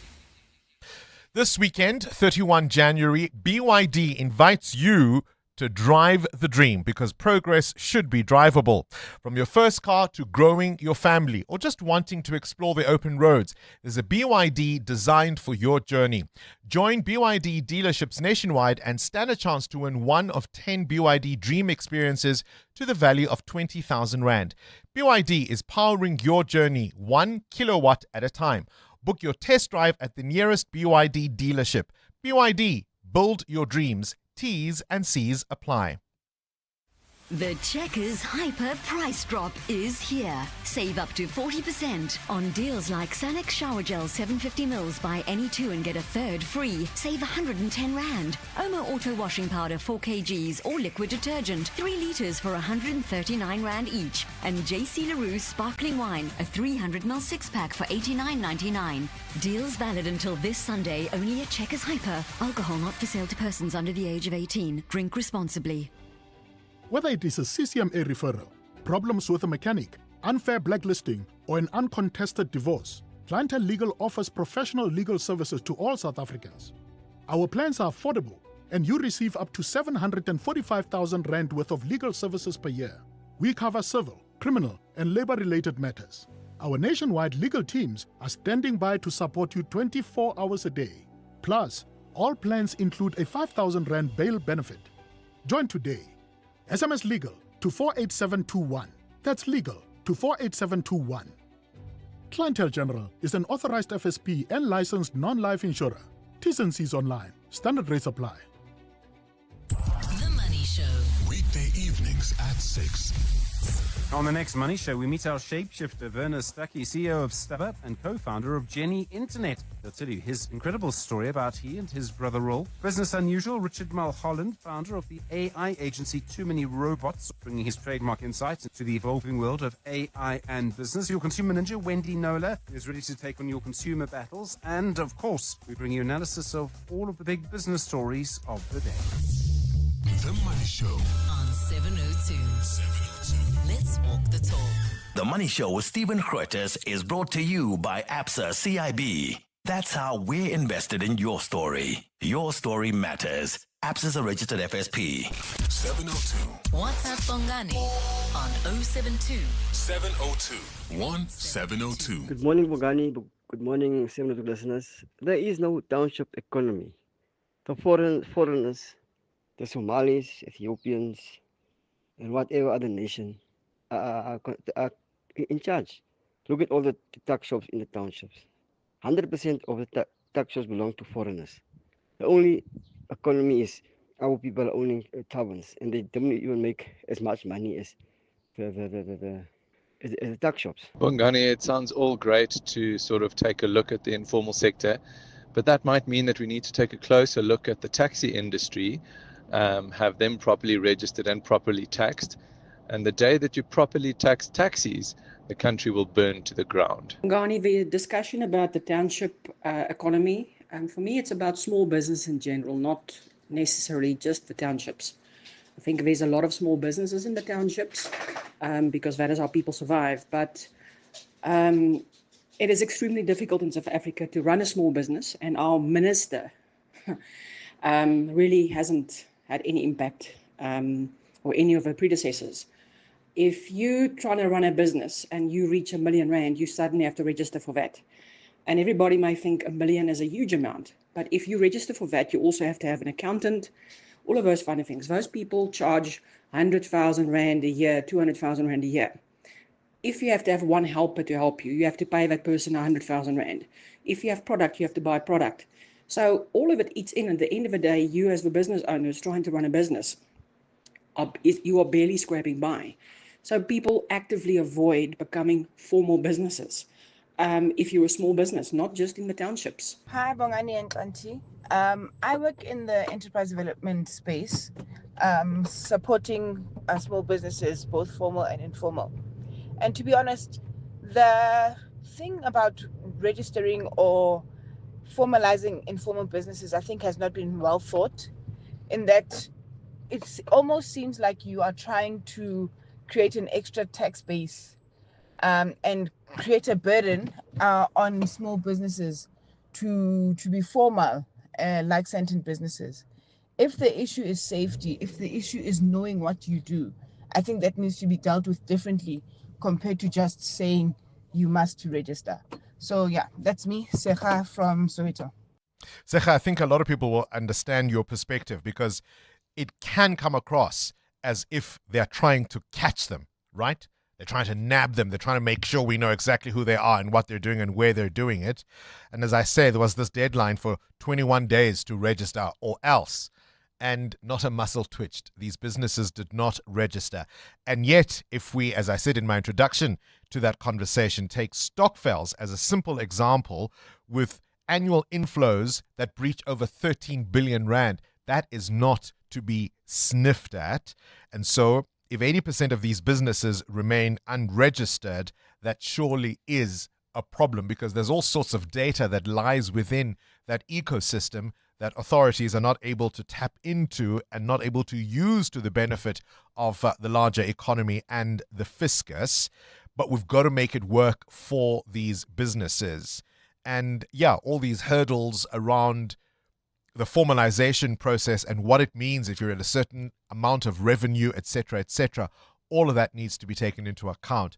But we cannot ignore this vital, vital part of our economy.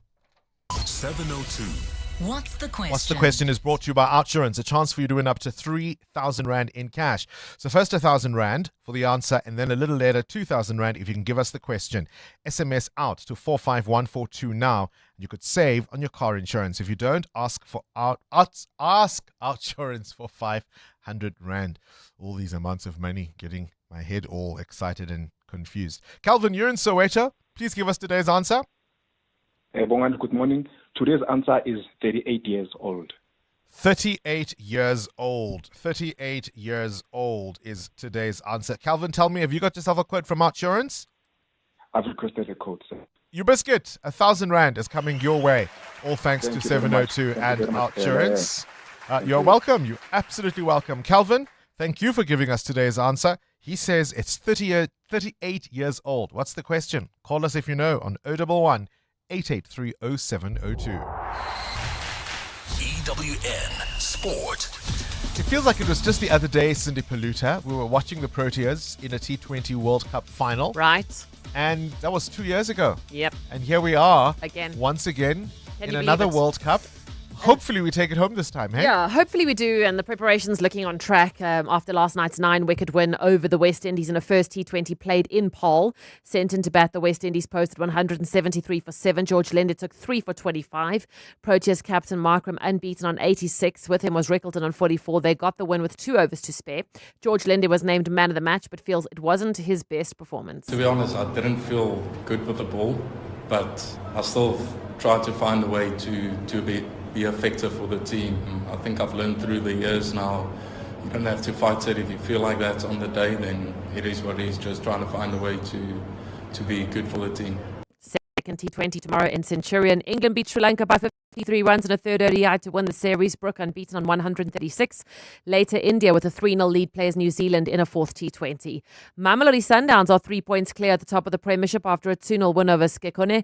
Sundowns snatched the win in injury time. Santos scoring in the 91st minute and Leon in the 94th. Coach Miguel Cardozo. And when I saw them today singing on the way to the pitch, I felt a flow, the energy that I had not seen for some time. And this speaks for the desire and passion that the players put it on the pitch. One game tonight, Kaizer Chiefs are await Maruma Galant. While there's 18 games in the Champions League later, selected fixtures include Arsenal against Kairat, Barca hosts Copenhagen and Inter away at Dortmund. Man City welcomes Galatasaray, Bayern's battling Eindhoven. Chelsea challenging Napoli. Spurs are taking on Frankfurt, Juventus against Monaco. Liverpool plays Qarabağ. Live Australian Open action, Jessica Pegula through to the semi-final. She beat the 4th seed Anna Simova 6-2, 7-6. Pegula will play the 5th seed Elena Rybakina, who shocked the 2nd seed Iga Swiatek 7-5 and 6-1. Here's Rybakina. Yeah, we know each other pretty well, and I was just trying to stay aggressive, and I feel like in the first set, for both of us, the first serve was not really working, so we were trying to step in on the second serve, put pressure on each other, and I think in the second I just started to play more free, served better, and I'm just really happy with the win. The men's quarterfinal on the go, where Musetti leads Djokovic 1-0. He took the first set 6-4 and is 2-1 up in the second. The winner meets Shelton or Sinner in the semi-final. Cindy Paluta, Eyewitness News Sport. The team's on a roll today. Let me focus on payroll. Duty calls in the kitchen. That's why I have a business insurer that is agile and on the ball all the time on all things. I chose My Way Business Insurance, getting 24/7 emergency service and saving on my premiums, plus my business assist to handle my admin. Visit myway.co.za or dial 0860 64 64 64 and get a quote today. My Way is a licensed non-life insurer and FSP. T's, C's and standard rates apply. My Way. Live your way. Do you suffer from migraines? Have you been previously diagnosed by a doctor and treated for migraine? Ask your pharmacist about previously prescribed migraine treatments that are now available without prescription. Brought to you by Sandoz. EWN Traffic. 12 minutes before 8 o'clock. Amu, let's catch up with the roads. Where are the pressure points? Well, along the N1 Bongani on both sides of the roads. This is due to an accident reported on the N1 north of the Midrand area heading towards the city of Tshwane. There's an accident near New Road. It's causing delays coming out of Islandale Road. Do you expect about a 30-minute hold up there? And then if you're traveling on the southerly direction of this route, more traffic volumes. This is due to peak time delays as well as an earlier accident between the Brakfontein turn off and New Road. Peak time delays are also heading up towards this Paarl. If you're traveling in the east of Joburg, particularly Spruit View, we've got delays reported on the N3 north approaching Heidelberg Road, and then there's bumper-to-bumper traffic on the N17 west between Roundabout Road and Osborne Road. That's due to roadworks along the route. Please be on the lookout there. More updates coming up. Stay tuned. There's more EWN on air, online, and on the EWN app. 702. What's the question? For 2,000 Rand in cash, all thanks to Outsurance. Please tell me what's the question. If the answer is 38 years old, let's go to Dibisile in Bramley. Dibisile, what's the question? The question is, how old would the late rapper Keenan Forbes would have been today, who was born in 1988? Yeah, gosh. Born in 1988, he would have been only 38 years old. Super Mega, as they called him. The Mega C. The Mega C. That's, of course, his fan base, is it not? Keenan Forbes, 38th birthday. Gone too soon. Simply gone too soon. Now, KG played a song a little earlier on. Not everyone was happy with his choice. Let's see if he can redeem himself. DBC, in the meantime, you walk away with 2,000 Rand in cash. All thanks to 702 and Outsurance.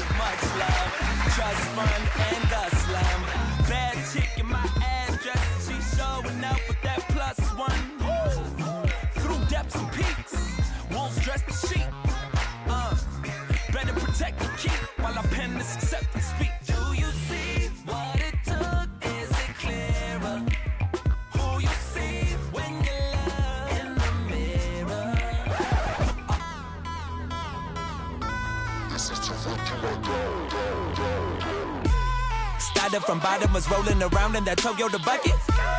The summer is ours, I'm hungry for power, Gaddafi. You turn on the tube and all that you see is Versace. You go to my school, they can tell you shit cause honey. This ain't the land of the free, no propaganda machine. Handle my flag on the screen, then light a candle for deeps, okay? Smoking the jets, smoking the jets, smoking the black cigarettes, taking it straight to the head, drinking select. This is the sweetest revenge.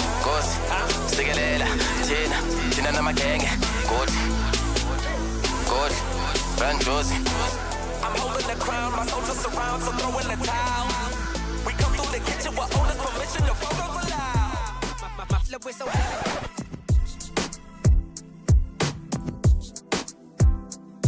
yeah, jiggy, heavy. All the girls love me, oh, like money. Call me jiggy, heavy. All eyes on me. Machiavelli, girl, you got me spitting, yeah. Doing 240 on Lecky Ekbe. With it top down, no do gra. You be drinking and the dirty money is stinking. Girl, you got me spitting, yeah. Doing 240 on Lecky Ekbe. With it top down, all the shit, bio. Hey, da, no do gra, no do. You know they call me Fella in Versace. Fella in Versace, yeah. Fella in Versace. Fella in Versace. oh yeah. It's the multi-talented. Again. Just trust in me.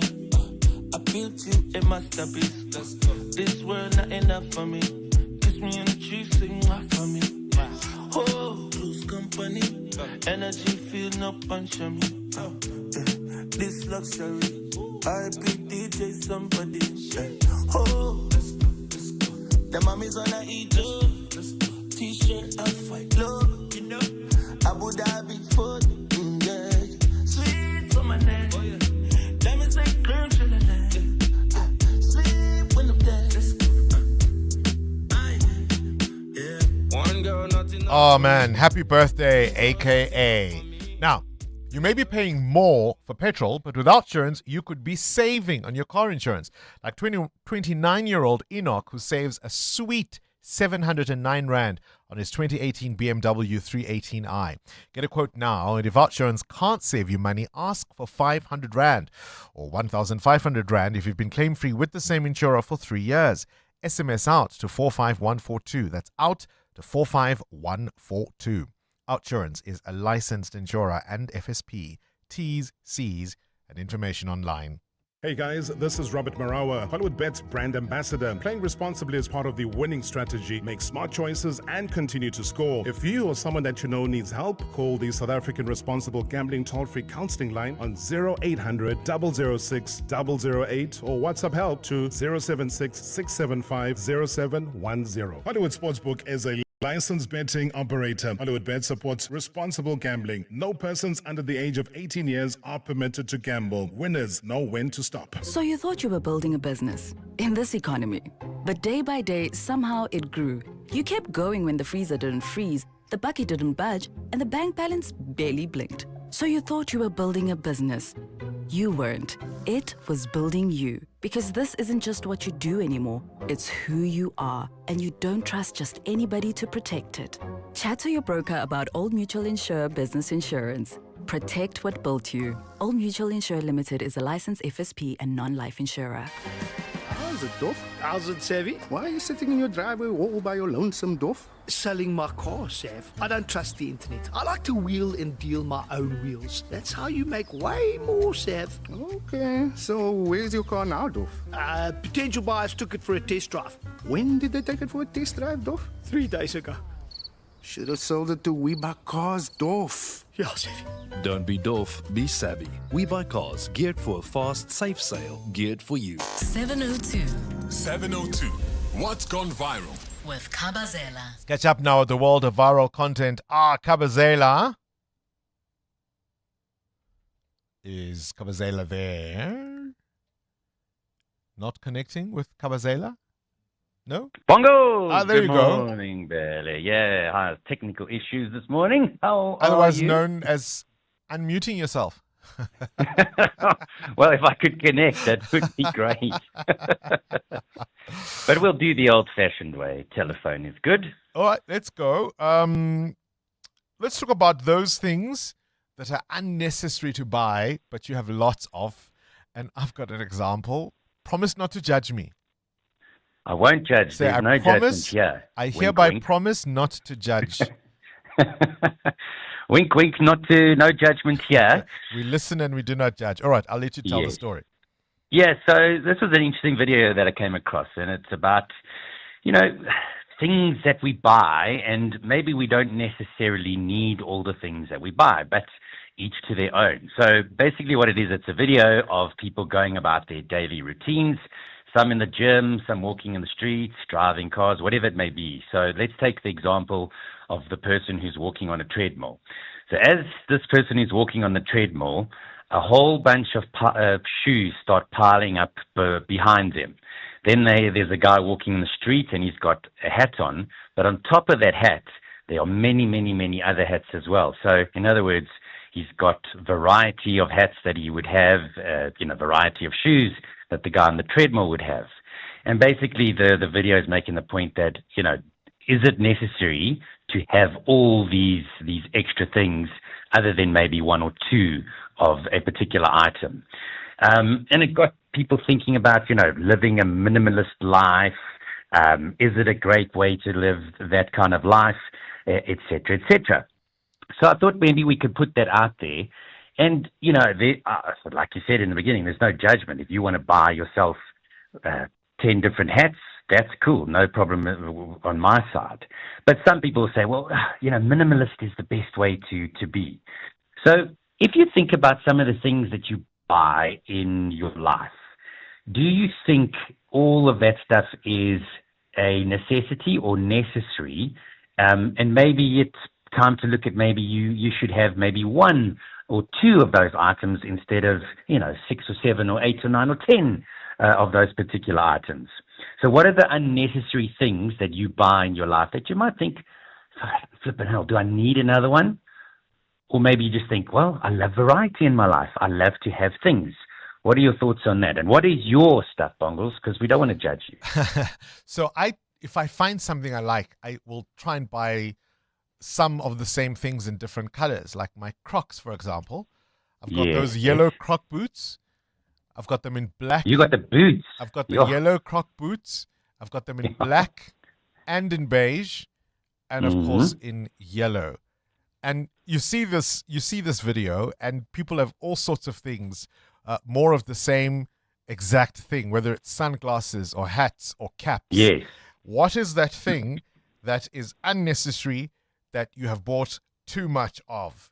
Or are you one of those that lives a very, very minimalist life? Let us know. 702 Feedback with Siamtanda Matiso. Siamtanda Matiso is probably most famous on our team for her Oprah wigs. Wow, Wongs, put me out there. How many Oprah wigs do you have? I About only 7 have or 8? one, Wongs. Wigs are very Oh, expensive. because you do all kinds of things. Yes, I with, just style it differently. But it's one wig. I don't have that much I thought it was many money. different wigs. I shouldn't have told you the truth then. Trick you till the end of times. What feedback do you have? Many responding to your question. Have you believed a story only to find out that it was completely false? And it made me realize, as you guys were speaking, there was this story that happened in the United States in what it was 2009, where parents were talking about their kid floating away in a balloon. And I was like, this is so strange. How strong is this balloon? And there was like reports that it was happening around it. And last year, Netflix actually released a documentary and it was all false. This child was hidden in an attic. And I was like, what? Like, this is story. I really thought it was true. And I was like, I wonder what happened to the child. Where is the child going to land? So it was just fun to hear more people talking about stories like the KZN story, where people believe there were diamonds in KZN in Lady Smith. They also talked about the 10 kids that was breaking story, the woman who was pregnant with 10 kids. That was another story that they talked about. But honestly, Bongs, they were also talking about hoaxes, like when they told us that Martin Lawrence has passed away, then you go on and you put your RRP pictures of them, you and them meeting somewhere and saying, I remember this day, only to find out that, nope, the person is well and alive. Shame. The poor celebrities who've had to go on social media I to say, always think I'm about still the here. families I'm still here. that are not near hey? them, and they believe Yeah. that has happened. Do you know how many times, do we now call it X or Twitter, has killed off Sophie Ndaba? The Right? scam It that wasn't true. people go when Connie Ferguson is like, join this bank or please borrow me money. Those are the Don't ones. get me started. We were asking you about stories you believed, you fell for them hook, line, and sinker, and only to find out they weren't true. We'll also tell you about Plot coming up next. This is EWN. The anti-gang unit probes a Gordons Bay mall shooting, and Trump vows to de-escalate the situation in Minneapolis.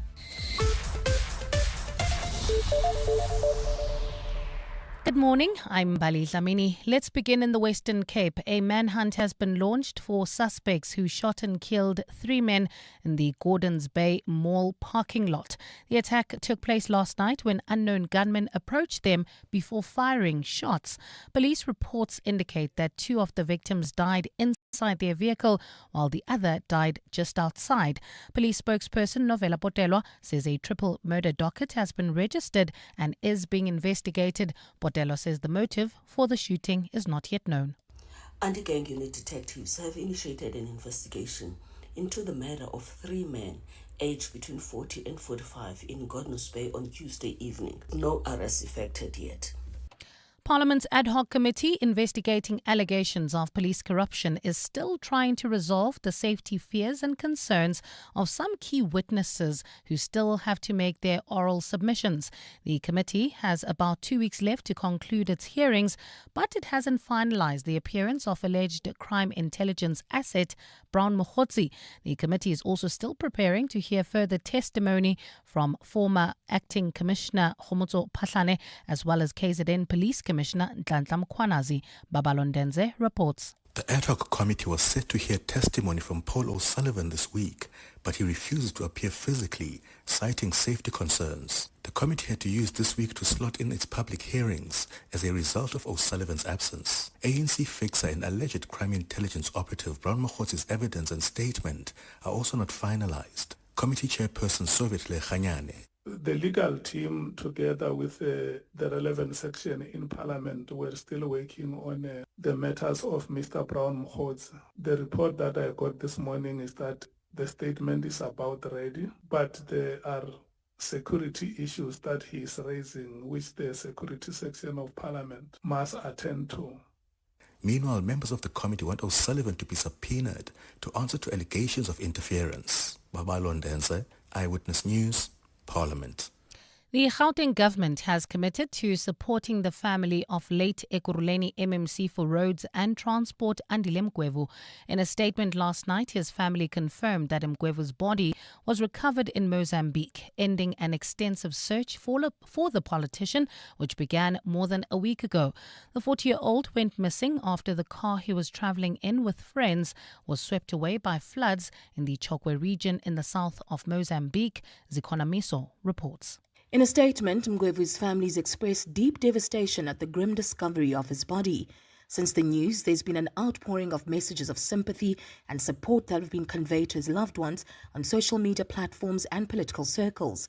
Gauteng Premier Panyaza Lesufi's spokesperson, Elijah Mhlanga, says government is deeply saddened by the news and will offer support to the family. So we will be supporting the families during this difficult time. Our prayers are with them. And once again, we convey our deepest condolences to the family. The MMC, together with the persons that he was with in the vehicle, whose identities are yet to be confirmed. Last Monday, government officials confirmed that one person survived the incident and was assisting in search and rescue efforts. Mgwevu's family says arrangements for repatriation and a funeral will be communicated in due course as they come to terms with their loss. Zikhona Miso, Eyewitness News. To this now, Tourism Minister Patricia de Lille says South Africa has secured 51 bids to host several global events which are expected to boost the economy by over 800 million rand.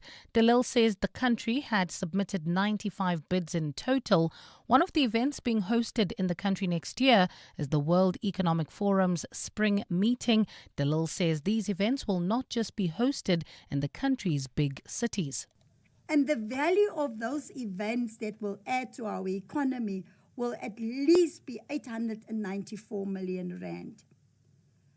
And what we will do later in the year, we will publish all of these successful bids that we have won, because then you can see it spread all over the country, not just in all of the major centers.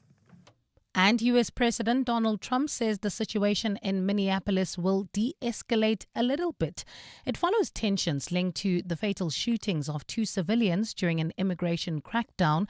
Trump deployed top border management authorities to Minneapolis this week in an attempt for damage control, but this seems to not have helped the situation, with many of them now given orders to leave.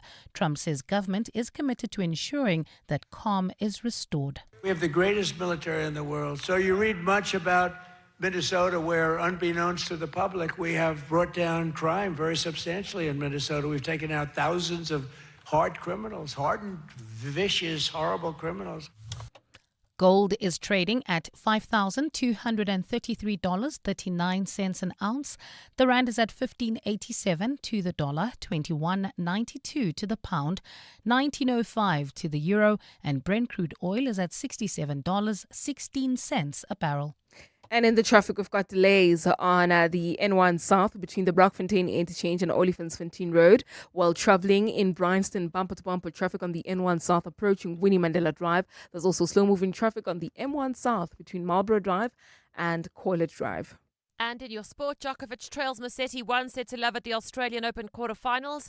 Earlier, Pegula beat Anisimova to set up a semi-final with Rybakina, who shocked Swiatek.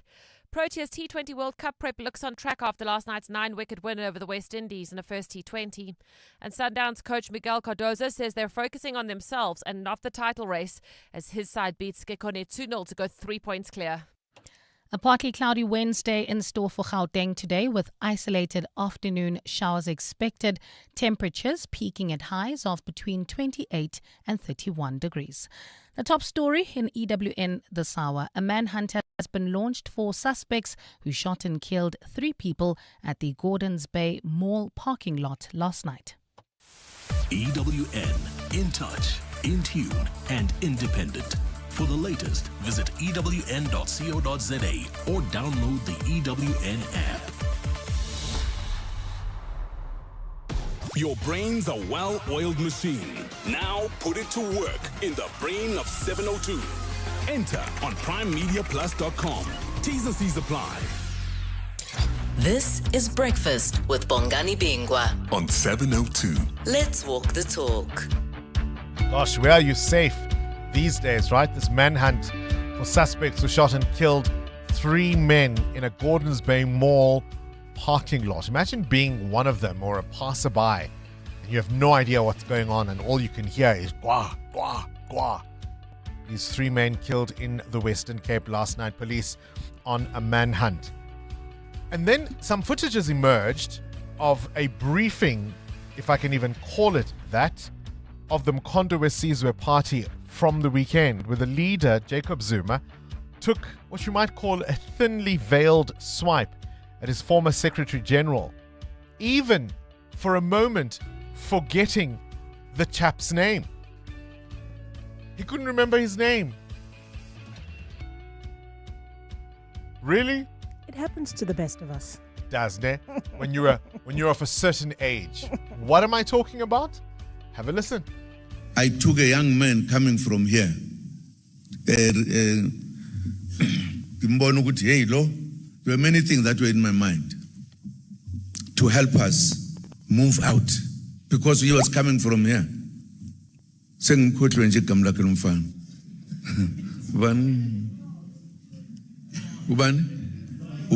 Plot. Huh? Oh, Floyd. Now I remember Floyd. But Jacob Zuma. Yeah, ne? So he was in Limpopo at the weekend and he says he took this young man from here, meaning Limpopo. And he goes, what was his name? I forget his name. What was his name? Bani? Plot. Yes. Floyd Shivambu. He was in Limpopo, of course, so he had to say nice things about Floyd, even suggesting that, we can go get him back. He was just misled by the masses. He didn't know what he was doing. I'm not quite sure if he really, really necessarily meant all of that. What do you have too much of?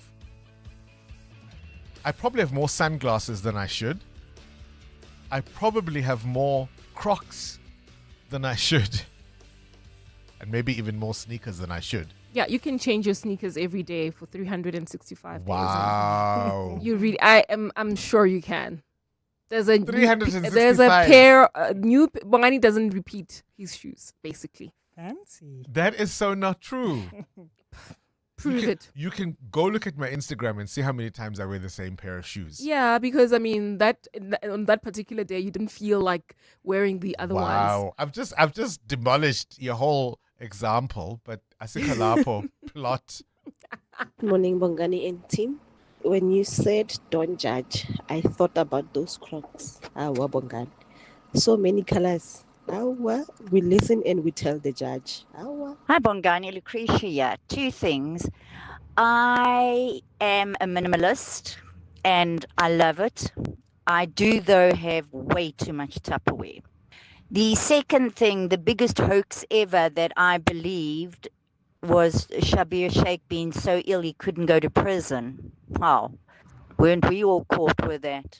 Talking about things that I may have a little bit too much of.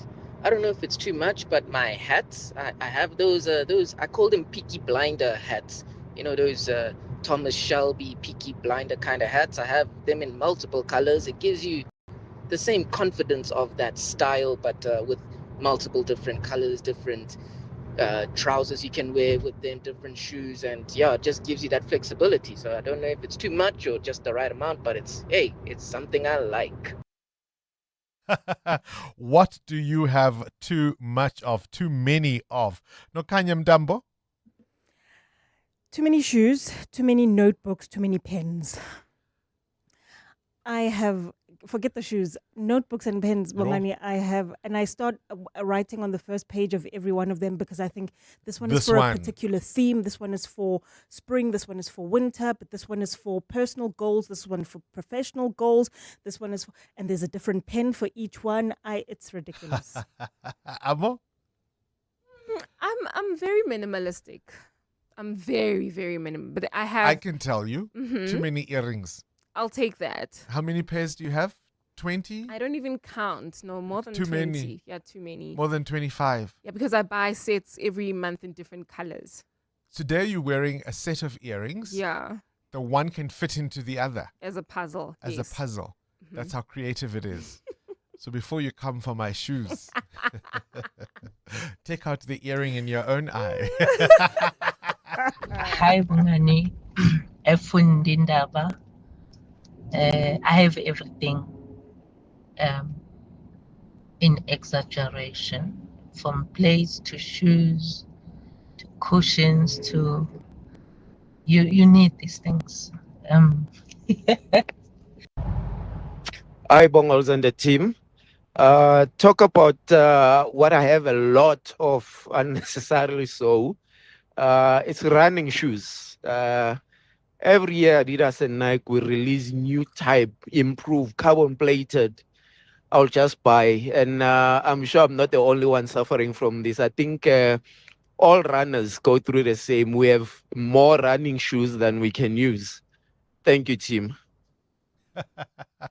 We had a call earlier, somebody saying they've got Peaky Blinder hats. Those are those, they're more caps than hats, really. You know those old dopey hats? No. Here's a picture of like them. a poor boy hat. Yeah, What would you call them? Sabupanyaza. Are they called panyaza hats? Panyaza or panaza. No. Well, Where does that come from? I don't know. I just know the song Kogi Panaza. I don't know. Anyway, why would you have too many of those? Peaky Blinder hats. EWN Traffic. Up next, we speak to the West Rand mayor about the people that have had to be moved, the people from Sporong, because they say they were threatened by Zamas. In the meantime, Amo, where are the hotspots? Well, Bongani, on the N1 South between Brakfontein Interchange and Olifantsfontein Road. There's also queuing traffic on the N1 South heading towards Bryanston. This is just as you approach the Winnie Mandela Drive off-ramp. And if you are traveling within the inner city areas, particularly Morningside as well as Sandton, we've got queuing traffic along Rivonia Road, Centre Road, Marlborough Drive as well as Greyston Drive. Peak time pressure causing these delays, so please be on the lookout and be patient on the roads. More updates coming up. Stay tuned. There's more EWN on air, online, and on the EWN app. Stop and think. Will you survive the AI revolution or thrive? Regenesis students are thriving. 11 cutting-edge schools, 111 countries, a world-class team of 1,111 with one mission, awakening your potential. You can choose from law, business, technology, AI, health, economics, entrepreneurship, public management, the Skills Academy, undergraduate, postgraduate, upskilling, customized corporate programs. The question isn't can you afford to enroll, it's can you afford not to? Enroll now. Read Genesis.net. Achieve your dreams. Hello, January. You feel different to December. December was nice, wasn't it? January is strange like that. Because as much as December was easy, January is hard. Giving things up, getting fit, looking ahead, making plans, changing plans. And 11 months later, it's December again. And on it goes. Year after year after year. The thing is, December is how you should feel when you retire. And all the time you spend getting there should make it worth it. That's why, after 50 years of investing, we've learned that time is the greatest gift of all. And the good news is, if you invest early, time gives you money. And then money gives you more time to do the things you want to do. Like turning your Januaries into Decembers. Ellen Gray, long-term investing. Ellen Gray is an authorized FSP. For over 30 years, Bid Air Cargo has been keeping South Africa's supply chain moving, giving our economy the dedicated cargo capacity it needs. Whether it's really, really urgent, oversized, or hazardous, when a shipment has to fly, we make it happen. Linking all major airports with reliable freighter services, our promise delivers. Bid Air Cargo. Every kilo counts. You keep your brain trained like a well-oiled machine. Now it's time to put your brain in the game. Because the brain of 702 is back with your chance to flex your general knowledge smarts. In which country is the famous statue Christ the Redeemer? Enter now on PrimeMediaPlus.com. Then catch 702 Breakfast with Bongani Bingwa and 702 Drive with John Perlman. There's 3,000 Rand up for grabs every day. Brain of the Week wins 10,000 1,000 Rand and a spot in the finals to compete for the title of the Brain of 702 and an awesome 30,000 Rand cash on 702. TCs and more on primemediaplus.com. This is Breakfast with Bongani Bingwa on 702. Let's walk the talk. 19 minutes after 8, on to this now. Residents of Sporong on the West Rand say they are living in fear, uncertainty, and even trauma. This follows weeks of violence they've linked to illegal mining gangs known as Zamas. Many families, in fact, have been forced to flee their homes, fearful of gunfire, threats, and intimidation. To his credit, the Premier has said they should be relocated, that informal settlement should never have been allowed to take hold in the first instance. We are joined now by the West Rand Mayor, William Mateke, and of course the Sporong area falls under the West Rand. A very good morning, Mr. Mayor, and thank you for your time. Good morning, Bongani, and good morning to the listeners of 702. All right, can you give us a little bit of a background? Have I outlined it accurately? Residents of Sporong having to flee their homes in fear of illegal miners? Yes, you are quite correct, Bongani, but maybe before we continue with the interview, allow me, on behalf of the Runway City, just to send our condolences to Councillor Andile Ngwevu and the people of Ekurhuleni on the loss of life of Councillor Andile Ngwevu. Yes, indeed, Bongani. The people of Sporong, on the 9th of January, there was an attack that could have happened in that area, or should I say allegedly happened in that area, perpetrated by the Zamas. Immediately they contacted the ward councillor, and the ward councillor contacted the deputy executive mayor. And we immediately requested the councillor to move them to an area of safety, whilst we are having a discussion with other stakeholders, especially SAPS, and also to escalate the matter to the Premier of Gauteng so that they also assist us in terms of securing the place. So how many families were displaced as a result? It was about 700 families initially, and when they were at the hall, we then requested our own social services together with the Department of Social Development to do verification. Once we were busy doing the verification, some of the undocumented residents left the hall, and we only verified around 550 people, around 130 families. Gosh, Mayor, would I be unfair in saying the failure to protect this community, the failure to provide these families with formal housing in the first place, allowing this informal settlement to take hold, all of this speaks to a systemic failure overall? We can't reduce it to failure, Bongani. We have an appreciation that in South Africa, a number of people always will be looking for human settlement, which means a house. And the unfortunate part is that the demand is higher than the expectation. So you will have, whether you like it or not, you will have informal settlement mushrooming all over the place. The unfortunate part is that in the West Rand, we are inundated and faced with serious challenges of Zamas. It's something that we have previously reported it to the provincial government as well as the national government. And this is not an isolated incident that could have transpired within our own space. We had an attack that would have happened last year in Pakistan, where about 11 people were shot by these Zamas. And every time it happens when there is a war between these Zamas when they fight for their own territory.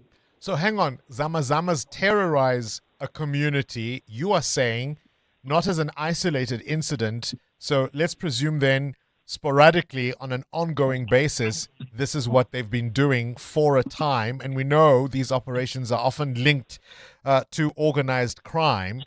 And then the best solution when a community is under threat in this way is not to deal with the Zamas and arrest them, but to move the community. That's throwing your hands up in the air, surely. No, Bongani, the first thing that we needed to do is to make sure that the community is safe. The unfortunate part is that the incident happened in the early hours of the morning. And at the time, and unfortunately, the municipality does not have the capacity, because our responsibility is not on community safety, it's on public order. So we had to move them to a place of safety whilst we are communicating with SAPS as well as the community safety in the office of the Premier. We needed to act, and we needed to act on time so that we don't expose our communities to more danger. So we acted immediately when there was an attack at that family. And we'll never say we failed them, but we immediately responded, and we responded right on time. All right, West Rand Mayor William Macheke saying that they acted swiftly to protect the lives of the community. I can't imagine if there was a gang terrorizing, Sandton, asking all of us who work and live here to move. That's the best plan they could come up with? Your thoughts? 702, The World View. With Adam Gilchrist. Let's catch up with news from elsewhere in the world. Adam Gilchrist, let's start with this major cocaine seizure in the Atlantic. Quite a thing. Major, mega, huge, immense. Portugal's Navy and Air Force basically moved in when they spotted this thing heading towards the Azores. It was about 400 kilometers away from the Azores. So together with the US Drug Enforcement Agency and the UK National Crime Agency, the Portuguese moved in. They intercepted this semi-submersible, technically a sub, well, we call them subs, don't we? But semi-submersible anyway, in the middle of a storm, which was raging all around, and they found on board 300 bales of cocaine, so 9 tons of cocaine, worth about 600 million euros, roughly speaking 11 billion rands worth of Class A drug, which is immense. It is the biggest seizure ever in Portugal's history and one of the biggest in European history. Some of it sank as they were trying to bring it on board. About 10% of the cargo disappeared to the bottom of the Atlantic Ocean. But the crew, 3 Colombians and a Venezuela, are now in the hands of Portuguese police with a few questions to answer. Yeah, no doubt. All right, not quite bye-bye Minneapolis, but certainly hello Italy. Yeah, a few questions to answer here. I don't always pray for a bit of snow and ice in good measure at the Winter Olympics, but maybe this is too much ice, as in the immigration and customs enforcement officers who are going to the Winter Olympics in Italy, in Milan and Cortina, in a, quote, security role. They won't be rounding people up and deporting them. They can't anyway. They wouldn't have the legal powers to do that. But why is Donald Trump's private police force being sent? We know that once upon a time, remember the old Soviet Olympic teams, always accompanied by those shady-looking guys who were there as intelligence officers, but were clearly KGB to stop people defecting? I can't think that that's on their minds, that Americans are going to defect to Italy. But I have to say, given their high-profile presence in Minneapolis and other American cities, the mayor of Milan, Giuseppe Sala, says, as he puts it, it's a militia that kills, they're not welcome. There could be some interesting scenes to come, let's put it like that. And tell me about the sad horse from China. Yeah, this is nice. We've got Chinese New Year coming up in about a month's time, and it'll be the year of the horse to celebrate a guy called Zhang Huoqing, who runs a shop and a toy making factory in China. He thought, do you know what? I'll produce some nice, soft, cuddly horses for the occasion. So one of his workers, unfortunately, put the face on the wrong way around. So instead of it being a happy, smiley horse, the smile was upside down and was a frown indeed. He thought, Zhang Huoqing, that this would instantly come back, the customer would complain. Instead, the customer took a picture, put it online, and it has gone absolutely viral across China. People have been approaching him left, right, and center in his little company called Happy Sister, saying, we want some grumpy-looking horses too. Please give them to us. If nothing else, it taps into the zeitgeist of China at the moment, is what some people are saying. The spirit of today's corporate slaves is one way of putting it. I have to say, having seen a picture of both the happy horse and the unhappy horse is much more cuddly than the happy horse. Does that say something about me or about the horse? Not sure. That's all we have to say. Adam Gilchrist with this morning's worldview. EWN Business. All right. I mean, we're used to Donald Trump's tariffs, but we're thinking of some of our own Nokanyam Dambo. Fancy that. Bongani, South Africa is considering imposing tariffs of up to 50% on vehicles from China and India. This is a move meant to protect the country's automotive industry from a flood of imports which undermined local manufacturing. Currently, an internal review is being conducted by the Department of Trade and Industry to assess potential measures to stem inbound shipments. Among the options under consideration is an amendment to South Africa's tariff schedule to bring import levies. Ayabonga Cawe, the Commissioner of the country's International Trade Administration Commission, had this to say about the review during a presentation to the Trade Committee in Parliament yesterday. For completely built-up passenger vehicles, the bound rates, they are at 50%. Our duties at the moment are at around 25%. On components, you've got some room to maneuver depending on what the origin market is, of anywhere between 10 and 12%. And that is a discussion we are having with the department and the industry regarding whether or not we may wish to make amendments to the tariff schedule. But that is complicated somewhat by the functioning and the design of the duty credit framework. Many of the manufacturers in this room have excess credits, some of which are being unsold at a slight discount, one would imagine, to many of the importers that are bringing in the vehicles that are up for our discussion today. That's one of the elements that is under consideration in this internally led review. Bongani, in that very same meeting, Trade and Industry Deputy Minister Zuko Kodlimpi told policymakers that it's not about driving foreign automakers out, but getting them to set up shop in the country for local production instead. As the DTIC, as part of our bargain with them on the South African front, is to increase on this question, including what Honorable Chance is raising about our EV capabilities. What we have as a premise of advantage is the fact that most of the minerals that go into these technologies, they are sourced from Africa and South Africa in part. So out of that, we are trying to leverage that natural advantage to bargain for many of these folks to set up their capabilities in South Africa. I can't give you a hard and fast date now, but it's work in progress. Work in progress indeed. Your indicators, Nokanya. The rand sitting at 15.84 to the dollar, 19.01 to the euro, 21.87 to the pound.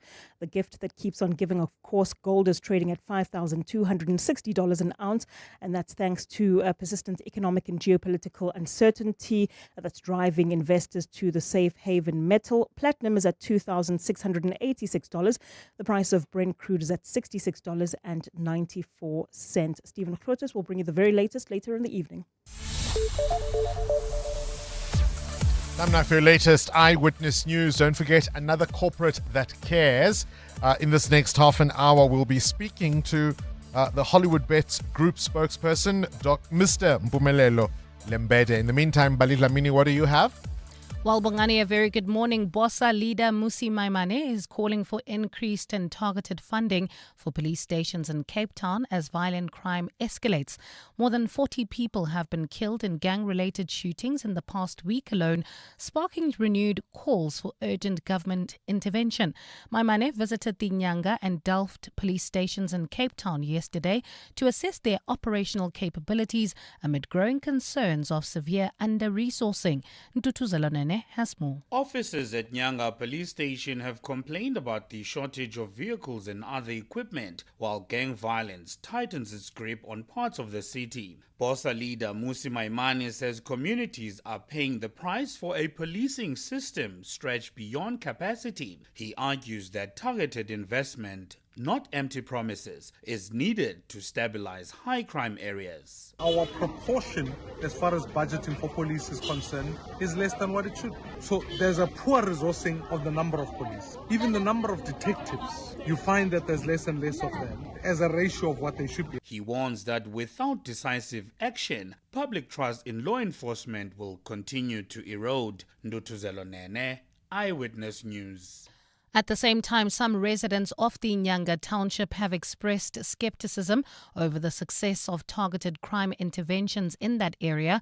Nyanga has long been regarded as one of the country's most dangerous precincts, often labelled the nation's murder capital. While police statistics show a decline in murders over the years, the area still ranks amongst the top 5 police stations with the highest murder rate in the country. Sipiwe Ngube Nkomo says while residents have noticed increased police visibility as well as operations, violent crime continues to disrupt their daily lives. Crime is a big issue. Almost every day, there's, as you can hear in the news, there's mass shootings, there's protection, there's like normal robberies. Yeah, it's still not in a good state for the residents. It's not a very safe place to live in. To this now, Union Federation FEDUSA has welcomed a commercial deal that will see car maker Nissan sell its Roslyn manufacturing plant to Chinese-owned Chery. Chery recently confirmed it would purchase the land, buildings and associated assets of the facilities in mid-2026. The deal, which is subject to regulatory approval, signals the end of Nissan's 60-year vehicle manufacturing presence in this country. FEDUSA Deputy General Secretary Ashley Benjamin. The automotive industry contributes significantly to South Africa's GDP, boosts exports and attracts foreign investment. Such investments are critical in absorbing workers affected by the closure of non-performing dealerships and ensuring employment sustainability within the automotive and retail motor sector. We trust that this partnership will encourage further investment from other automotive manufacturers into our country. And the death toll from a landslide in Indonesia has risen to 34, with dozens of people still missing. Heavy rains triggered the landslide that barreled through Pasir Langu on Saturday, severely damaging dozens of homes and displacing hundreds of people. The number of people missing has been revised down to 32, but local authorities fear the true figure could be significantly higher. Rescuers have been scouring the unstable area manually and using heavy equipment, but they're treading carefully over fears of another landslide due to bad weather. A partly cloudy Wednesday in store for Gauteng with isolated afternoon showers expected. Temperatures will peak at highs of between 28 and 31 degrees. And in the traffic in Bedfordview, we've got a major accident seen on the N3 North right near the Gludi's interchanges, causing heavy traffic volumes. And then there's queuing traffic reported in the city of Tshwane along the N1 North heading towards the Rigel Avenue exit. Please be on the lookout. The top story in EWN, Bossa leader Musi Maimane is calling for increased and targeted funding for police stations in Cape Town as violent crime escalates. Do you suffer from migraines? Have you been previously diagnosed by a doctor and treated for migraine? Ask your pharmacist about previously prescribed migraine treatments that are now available without prescription. Brought to you by Sandoz. You may be paying more for petrol, but with Outsurance, you could be saving on your car insurance. Like 29-year-old Enoch, who saves a sweet 709 Rand on his 2018 BMW 318i. Get a quote now, and if Outsurance can't save you money, ask for 500 Rand or 1,500 Rand if you've been claim-free with the same insurer for 3 years. SMS out to 45142. So that's out to 45142. Outsurance is a licensed insurer and registered FSP. Hi, this is Carol Shabalala, Hollywood Bets brand ambassador. It's more fun when it's for fun. Playing responsibly is always a winning strategy. If you or someone you know needs help, call the South African Responsible Gambling toll-free counseling line on 0800 006 008 or WhatsApp help to 076 675 0710. Hollywood Sportsbook is a licensed betting operator. Hollywood Bet supports responsible gambling. No persons under the age of 18 years are permitted to gamble. Winners know when to stop. 702. WhatsApp Bongani on 072 702 1702. Good morning, Bongani and the rest of the 702 land. Township business special loans, township business special tax. Those are some of the low-hanging fruit that authorities could be looking into in order to enhance and expand the reach of township businesses. which are so heavily burdened with unnecessary bureaucracy as they are treated like formal businesses. Township businesses stand a chance of truly absorbing a huge amount of unemployed people, because therein you have drivers, you have cleaners, you have administrators, and many other people who don't necessarily need university qualifications to do their job. So if our economy is serious and the government is serious, special attention needs to be paid to township-based businesses. Good morning, Bongani. So one of your previous callers had it spot on. There is no incentive to register with our government if you have a small business. Try to keep your revenue as low as possible to avoid these things, because as soon as you reach that threshold, your expenses just suddenly increase and you get no real value for it. The CIPC doesn't give you any value to become a registered business. There's no value with banks. The only people that gain a value is SARS, because now they've got visibility and all of those independent things to your business, and suddenly you are liable for more and more and more expenses. So in South Africa, there's the red tape to operate a business is insane. Good morning, Bongani. Nelly here. I've been running a business for 11 years now. One thing I can tell you, I regret the day I registered. That's all they say. Otherwise, you become a victim. They don't know what's going on. Like, there's no, zero support from the government. It's easy for them to say that in public, that say register, hey, the support. There's no such. Can I tell you that even now, there was this document that I got from a friend that I must register for some support from the government. But when I think about it, I'm like, I'm going to waste my energy again. Government is not doing anything to small businesses. I don't want to lie. The two things that stood out in my conversation with Khandipai, the economist and director at Inani Strategies, was firstly, we tend to think of the informal economy as existing in an island completely by itself, and yet it interfaces with the formal economy at so many entry points. And he used the example of a gogo selling vetkoek who has still got to go buy her flour and her sugar and her yeast at a wholesaler, which is, of course, very much a part of the formal economy. And maybe government needs to take a step back here and stop applying Santon rules to Soweto businesses to give smaller businesses the incentive of being part of the formal economy. Can you imagine deliberately trying to not grow your business? Because as soon as you hit that threshold, so much more is expected of you, and your growth then feels like something for which you are punished. That surely can't be right. And as Taboshola Mashao says in that voice note, this is a very easy sector of the economy that could create these very, very needed jobs. EWN Sport. All right, Cindy, we've been talking about the heat down under, and boy, oh boy, the tennis is heating up. It is. Right now on the go, it's the men's quarterfinals at the Australian Open, where Musetti leads Djokovic by 2 sets to love. He took the first 2 sets, 6-4, 6-3. Djokovic is 2-1 up in the third, but struggling with blisters on his foot, apparently. The winner will play either Shelton or Sinner. They will go head-to-head after 10 a.m. Earlier, the women's section had 2 upsets. Pagula beating 4th seed Anisimova 6-2, 7-6, setting up a semi-final with Rybakina, who shocked the 2nd seed Swiatek 7-5 and 6-1. Here's Rybakina on reaching the semi-finals. Yeah, really happy with the last 2 matches. It's a bit challenging with the sun, but finding a way, and for now the server is really helping, so hopefully I can continue like this.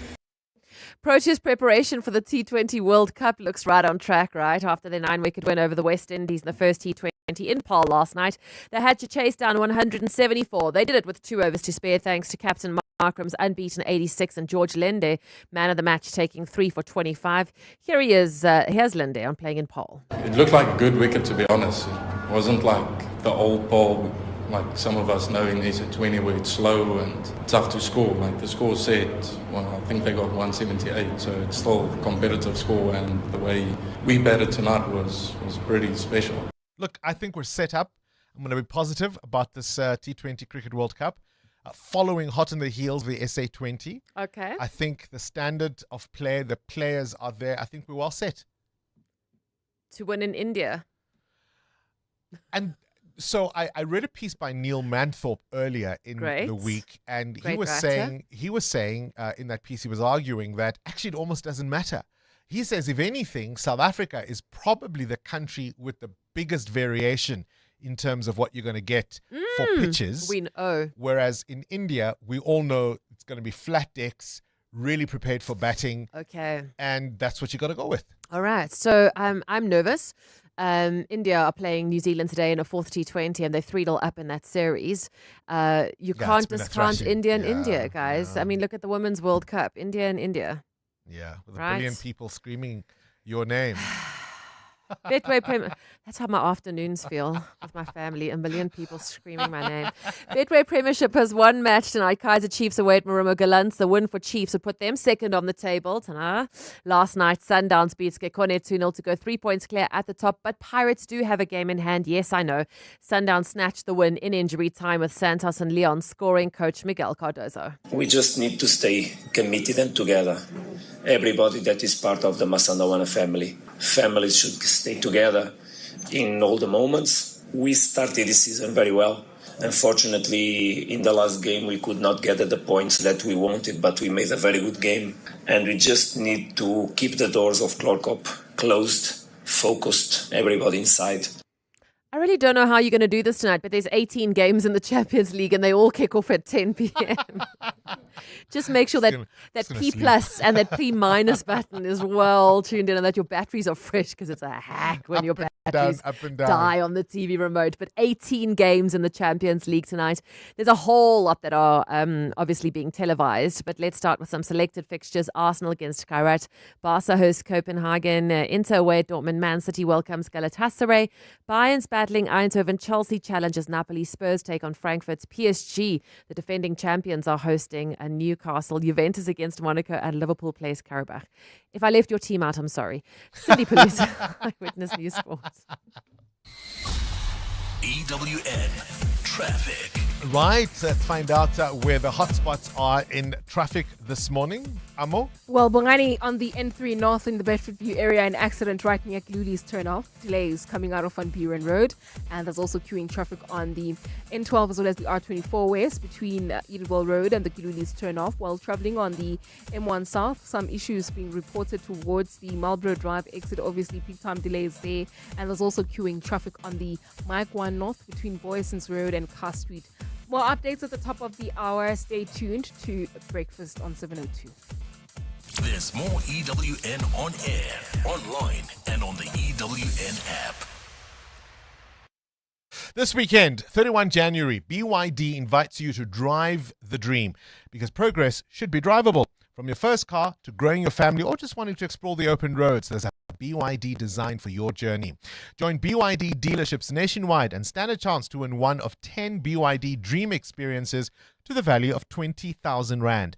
BYD is powering your journey 1 kilowatt at a time. Book your test drive at the nearest BYD dealership. BYD, build your dreams. T's and C's apply. Life keeps getting busier. Parenting, shopping, working, exercising, just surviving. With all of that, who has time for anything else? That's why Netcare introduces Netcare Appointmed. Just tell us what you need, a specialist, GP or dentist, and we'll search our nationwide network of 5,000 doctors and find an appointment with a doctor who best suits your needs and medical aid. That's Netcare Appointmed on the Netcare app. Naked people have happier marriages because naked people spend less time on insurance admin. They have more time for date nights or couples therapy. Go to naked.insure now. Get a car insurance quote in 90 seconds and get naked. Naked Financial Technology is an authorized FSP. John Perlman. Weekday afternoons, 3 to 6. On the one hand, we have excessive spending on things that appear to be wasteful, and yet money is being given back. Do you have any idea why? Could they not find any other things to waste money on, a la Tembisa hospital-style procurement? Or is there real dysfunction in actually getting the business of the department done? Well, I think there's a combination of incompetence. They have around about 8 billion rands worth of accruals, in other words, unpaid debt. So the 8 billion rand is where they haven't actually paid for existing procurement. Professor Alex van den Heever. John Perlman. 3 to 6 on 702. 702 Afternoon Drive with John Perlman is proudly brought to you by Telkom Business. Possibility begins here. Coming up On the Clement Manyatela Show on 702. Special edition of the Clement Manyatela Show this morning from 10 o'clock. They'll be hosting the Unemployment Hour, and Clement is here to tell us all about it. So essentially what you guys do is you want to match job seekers with potential employers. That's the thinking, right, Clement? That is the thinking. So what we do is we open the lines to unemployed graduates. So if you know a graduate that is unemployed, please get them to call us at 10 o'clock and they market themselves. And if there's a company out there that's looking for those skills, we ask you as a company to get in touch with us so that we can connect you guys. If you prefer to send us an email ahead of that, you can do so on cm@702.co.za if you're an employer. Perhaps you're looking for skills. Just send us an email. We'll put that out. And then if people call in, we'll match you up. That's at 10 o'clock. At 11 o'clock, we do our Listener's Choice feature. And today, there's a listener who's asked that we discuss how to dissolve a customary law marriage. It's actually a follow-up from a discussion we had last week following that constitutional court ruling. And then we wrap up the show with the sharing space at 11:30. What are we sharing about today? I am not sure. It will come to you.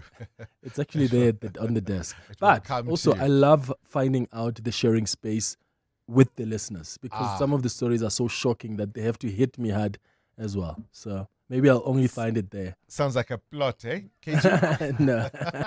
Clement Manyatela between 9 and 12. The decision to switch to outsurers. Not only was it quick and easy, but gave us more favorable premiums and more cover. Outsurance business insurance clients know that it pays to switch. And did you know you could get an out bonus of up to 10% of your paid premiums back for restaurants, pharmacies, and all other businesses? Get a quote today and see why it pays to switch to Outsurance business insurance. Visit outsurance.co.za or call 08600 60,000 today. Licensed insurer and FSP. TCs and information online. At Checkers, 2026 is better with over 1,500 deals. Like Lancewood Double Cream Yogurt 700 grams or 1 kg tub, any two for 79 Rand, save 31 Rand. Coca-Cola Original Taste Less Sugar Soft Drink 2 litre, any two for 45 Rand, save 11 Rand. And Kellogg's Cornflakes 1 kg for 74.99, save 10 Rand. Valid until Sunday at Checkers, Checkers Hyper, or shop on 6060. Don't downgrade your vacation to a staycation. Upgrade the way you save. With a PSG tax-free savings account, saving towards that dream vacation isn't taxing. From just 500 Rand per month, save towards your goals. Invest up to 500,000 Rand in your lifetime tax-free. To open a TFSA or top up your account before the tax year ends, speak to your PSG advisor or visit psg.co.za today. T's and C's apply. PSG Wealth Financial Planning Pty Limited is an authorized financial services provider. FSB 728. This is Breakfast with Bongani Bingwa on 702. Let's walk the talk. It's a Wednesday morning, and of course, time for Corporates That Care. It's really one of my favorite parts of the week. Today, we are speaking to Mr. Mpumelelo Lembede, Hollywood Group spokesperson. This is, of course, from Hollywood Bets. Now, for thousands of learners across South Africa, starting the school year is a challenge because we take it for granted that all kids have a uniform, that they have shoes or basic stationery. But if you don't have those really bare necessities, it sets you up for a tough year. You're at a disadvantage even before the lessons have begun. The Hollywood Foundation's Back to School initiative was set up to deal with exactly this. And so, Mpumelelo, welcome to 702 Breakfast, and thank you for popping in. My question always, why are you a corporate that cares? So Hollywood and the Hollywood Foundation and Hollywood Group. Just going to ask you to come a little closer to the mic. Yeah. Is that much better? That's much better. Perfect. The Hollywood Group, which is the Hollywood Foundation, is very entrenched into the South African community. And one of our biggest pushes into the community is ensure, regardless whether it's sports, education, in developing people, we go into the community and look to uplift all of our people in different walks of life. And it's something that is true to us. One of our biggest pillars is Ubuntu. And we want to provide people with confidence and dignity again in South Africa. Why is learner support then important for you? Yes. The Hollywood Foundation has a number of learner support programs. One of them is the Back to School drive, which you mentioned. What we typically do there is that we would assist learners by providing them with school shoes at the beginning of the year. Once we are through with that, we'll then go back and try and assess how things went. From one of the assessments we did, we realized that, you know what, we could probably expand a bit more on this program. And from this year, we're actually looking to expand it a bit further. So it won't just be a typical back to school, providing school shoes, but now we're going to look at providing a larger number of learners to ensure that no learners are left behind and every child is included. And we do this by selecting various schools from various communities and go in, identify what their needs are, and then provide them with school shoes again, but not just that, provide them with stationery, provide them with backpacks and desks. Once we're done with that, the learners are able now to start the school. Oh, sure. Am I going to know? No. As you were talking, I was just thinking that it's so easy to think of a back-to-school campaign as a once-off donation. Correct. And I'm just hearing you really thinking about the learners that you support throughout the year. Correct. Right? So it's like there's two parts to it as well, Bongani. It's not just the learners, but the school that the learners attend. So as part of this expansion for this learner program this year, we want to provide the learners at the beginning of the year with all the school essentials that they need. Once we have that, we're going to then go to the specific schools and actually see, okay, what does the school require to make it a more comfortable environment for the learners? Just allow the learners to focus on the schoolwork. And we will go in, assess, come back, and then try and assist as many of those schools so that the learner has a great place for them to learn, and they also have the equipment required for them to actually be successful. You know, one can take some of these things for granted, right? I mean, what difference does it make for a kid to have a uniform, to have stationery? Have you got some stories perhaps that have come out of your program that have surprised even you? Yeah. Bongani, it's one of the biggest things that we don't see as people, because a child might not even be comfortable to go to school because they might not have the appropriate school shoes or the right jersey and might feel embarrassed. And what we've realized is that providing children with confidence to go to school is a big thing. And we understand that most parents might not be able to provide the support. And that's why we want to step in, go into the communities that we see we can make the biggest impact, and then provide the kids. Because if you think about no fee paying schools, again, one doesn't fully appreciate some of the financial strain many of those households are under. Yeah, correct. I mean, once you take your child to that specific school, you are obviously in a difficult financial situation. And we want to provide those schools with everything, whether it's equipment, whether it's assisting with fixing ceilings, even all the way up until providing food, because those schools play such a pivotal role in their community as they feed the kids. I mean, some of the kids might leave home without a breakfast because they're expecting to get that breakfast at school, and no fees are being paid. So we want to support that and make sure a kid with a child with a full stomach is able to focus on school and has the appropriate equipment. And this has been a large program. I mean, I'm looking at the numbers here. 28 million rand invested, nearly 250,000 learners assisted? Yes, correct. We try to target at least 100,000 learners every year. And our plan is to make sure it's inclusive now. the back to school drive that we started for the school shoes, usually focused on specific learners at specific grades. We want to make sure that now we're focusing on all learners in a specific school. And it's a lot of investment for us, but we want to go even beyond that, because it's not just about school shoes now. It's about actually assisting the school. How do you decide which schools to support? So we obviously have a number of people working in various communities, and we are approached by certain stakeholders in those communities representing the schools, whether it's boards or people within the community, and they tell us, this is our school, these are the issues that we currently have. So we look at, the social economics within that environment, in the community, but then we also try and look at which schools, if we go in, would make the biggest impact. Every year we measure pass rates, Yes. don't we? We can tell you the number of distinctions Correct, a yeah. kid may have achieved. There isn't really a measure for dignity and confidence, is there? No, not really. It's one of probably something that's very silent. As I said, learners might not want to complete the school year because of not having the equipment, or feeling that they are being picked on how they are dressed. And that could be a big reason why we have a decline in learners starting school and ending school in matric, because they might not have the ability to go to school and actually complete the school. So dignity is a big thing, and confidence too. Like, if you are confident at school, you'll probably have a high chance of progressing and being successful. And succeeding, yeah. So how do you work with the particular schools, and I'd imagine even the educators, to know what to do? We go into the communities and we identify the schools. As I said, it's usually like the boards of the schools or the community themselves, and we just go to the school. We see where there is a shortfall.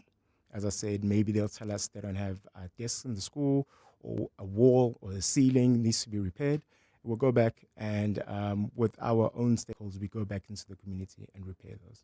All right, appreciate your time. Mpumelelo Lembede is the Hollywood Group spokesperson, talking to us about their Back to Schools initiative. And so many kids have been supported through this program, millions invested. But as I say, dignity and confidence aren't things you can necessarily measure, but all these kids are all the better for this experience. Another corporate that cares. 702 podcasts are on 702.co.za. And that brings us to the end of this edition of 702 Breakfast. The Clement Manyatela Show starts now. This is EWN. Good morning, I'm Bali Dlamini. We begin in the Western Cape, where a manhunt has been launched for suspects who shot and killed 3 men at the Gordons Bay Mall parking lot. The attack occurred last night when unknown gunmen approached them before firing their guns. Police reports indicate that 2 of the victims died inside their vehicle, while the other died just outside. Police spokesperson Novella Potelwa says a triple murder docket has been registered and is being investigated. Potelwa says the motive for the shooting is not yet known. Anti-gang unit detectives have initiated an investigation into the murder of 3 men aged between 40 and 45 in Gordons Bay on Tuesday evening. No arrests effected yet. BOSA leader Musi Maimane is calling for increased and targeted funding for police stations in Cape Town as violent crime escalates. More than 40 people have been killed in gang-related shootings in the past week alone, sparking renewed calls for urgent government intervention. Maimane visited the Nyanga and Delft police stations in Cape Town just yesterday to assess their operational capabilities. Ntutu Zelonene has more. Officers at Nyanga Police Station have complained about the shortage of vehicles and other equipment, while gang violence tightens its grip on parts of the city. BOSA leader Musi Maimane says communities are paying the price for a policing system stretched beyond capacity. He argues that targeted investment, not empty promises, is needed to stabilize high crime areas.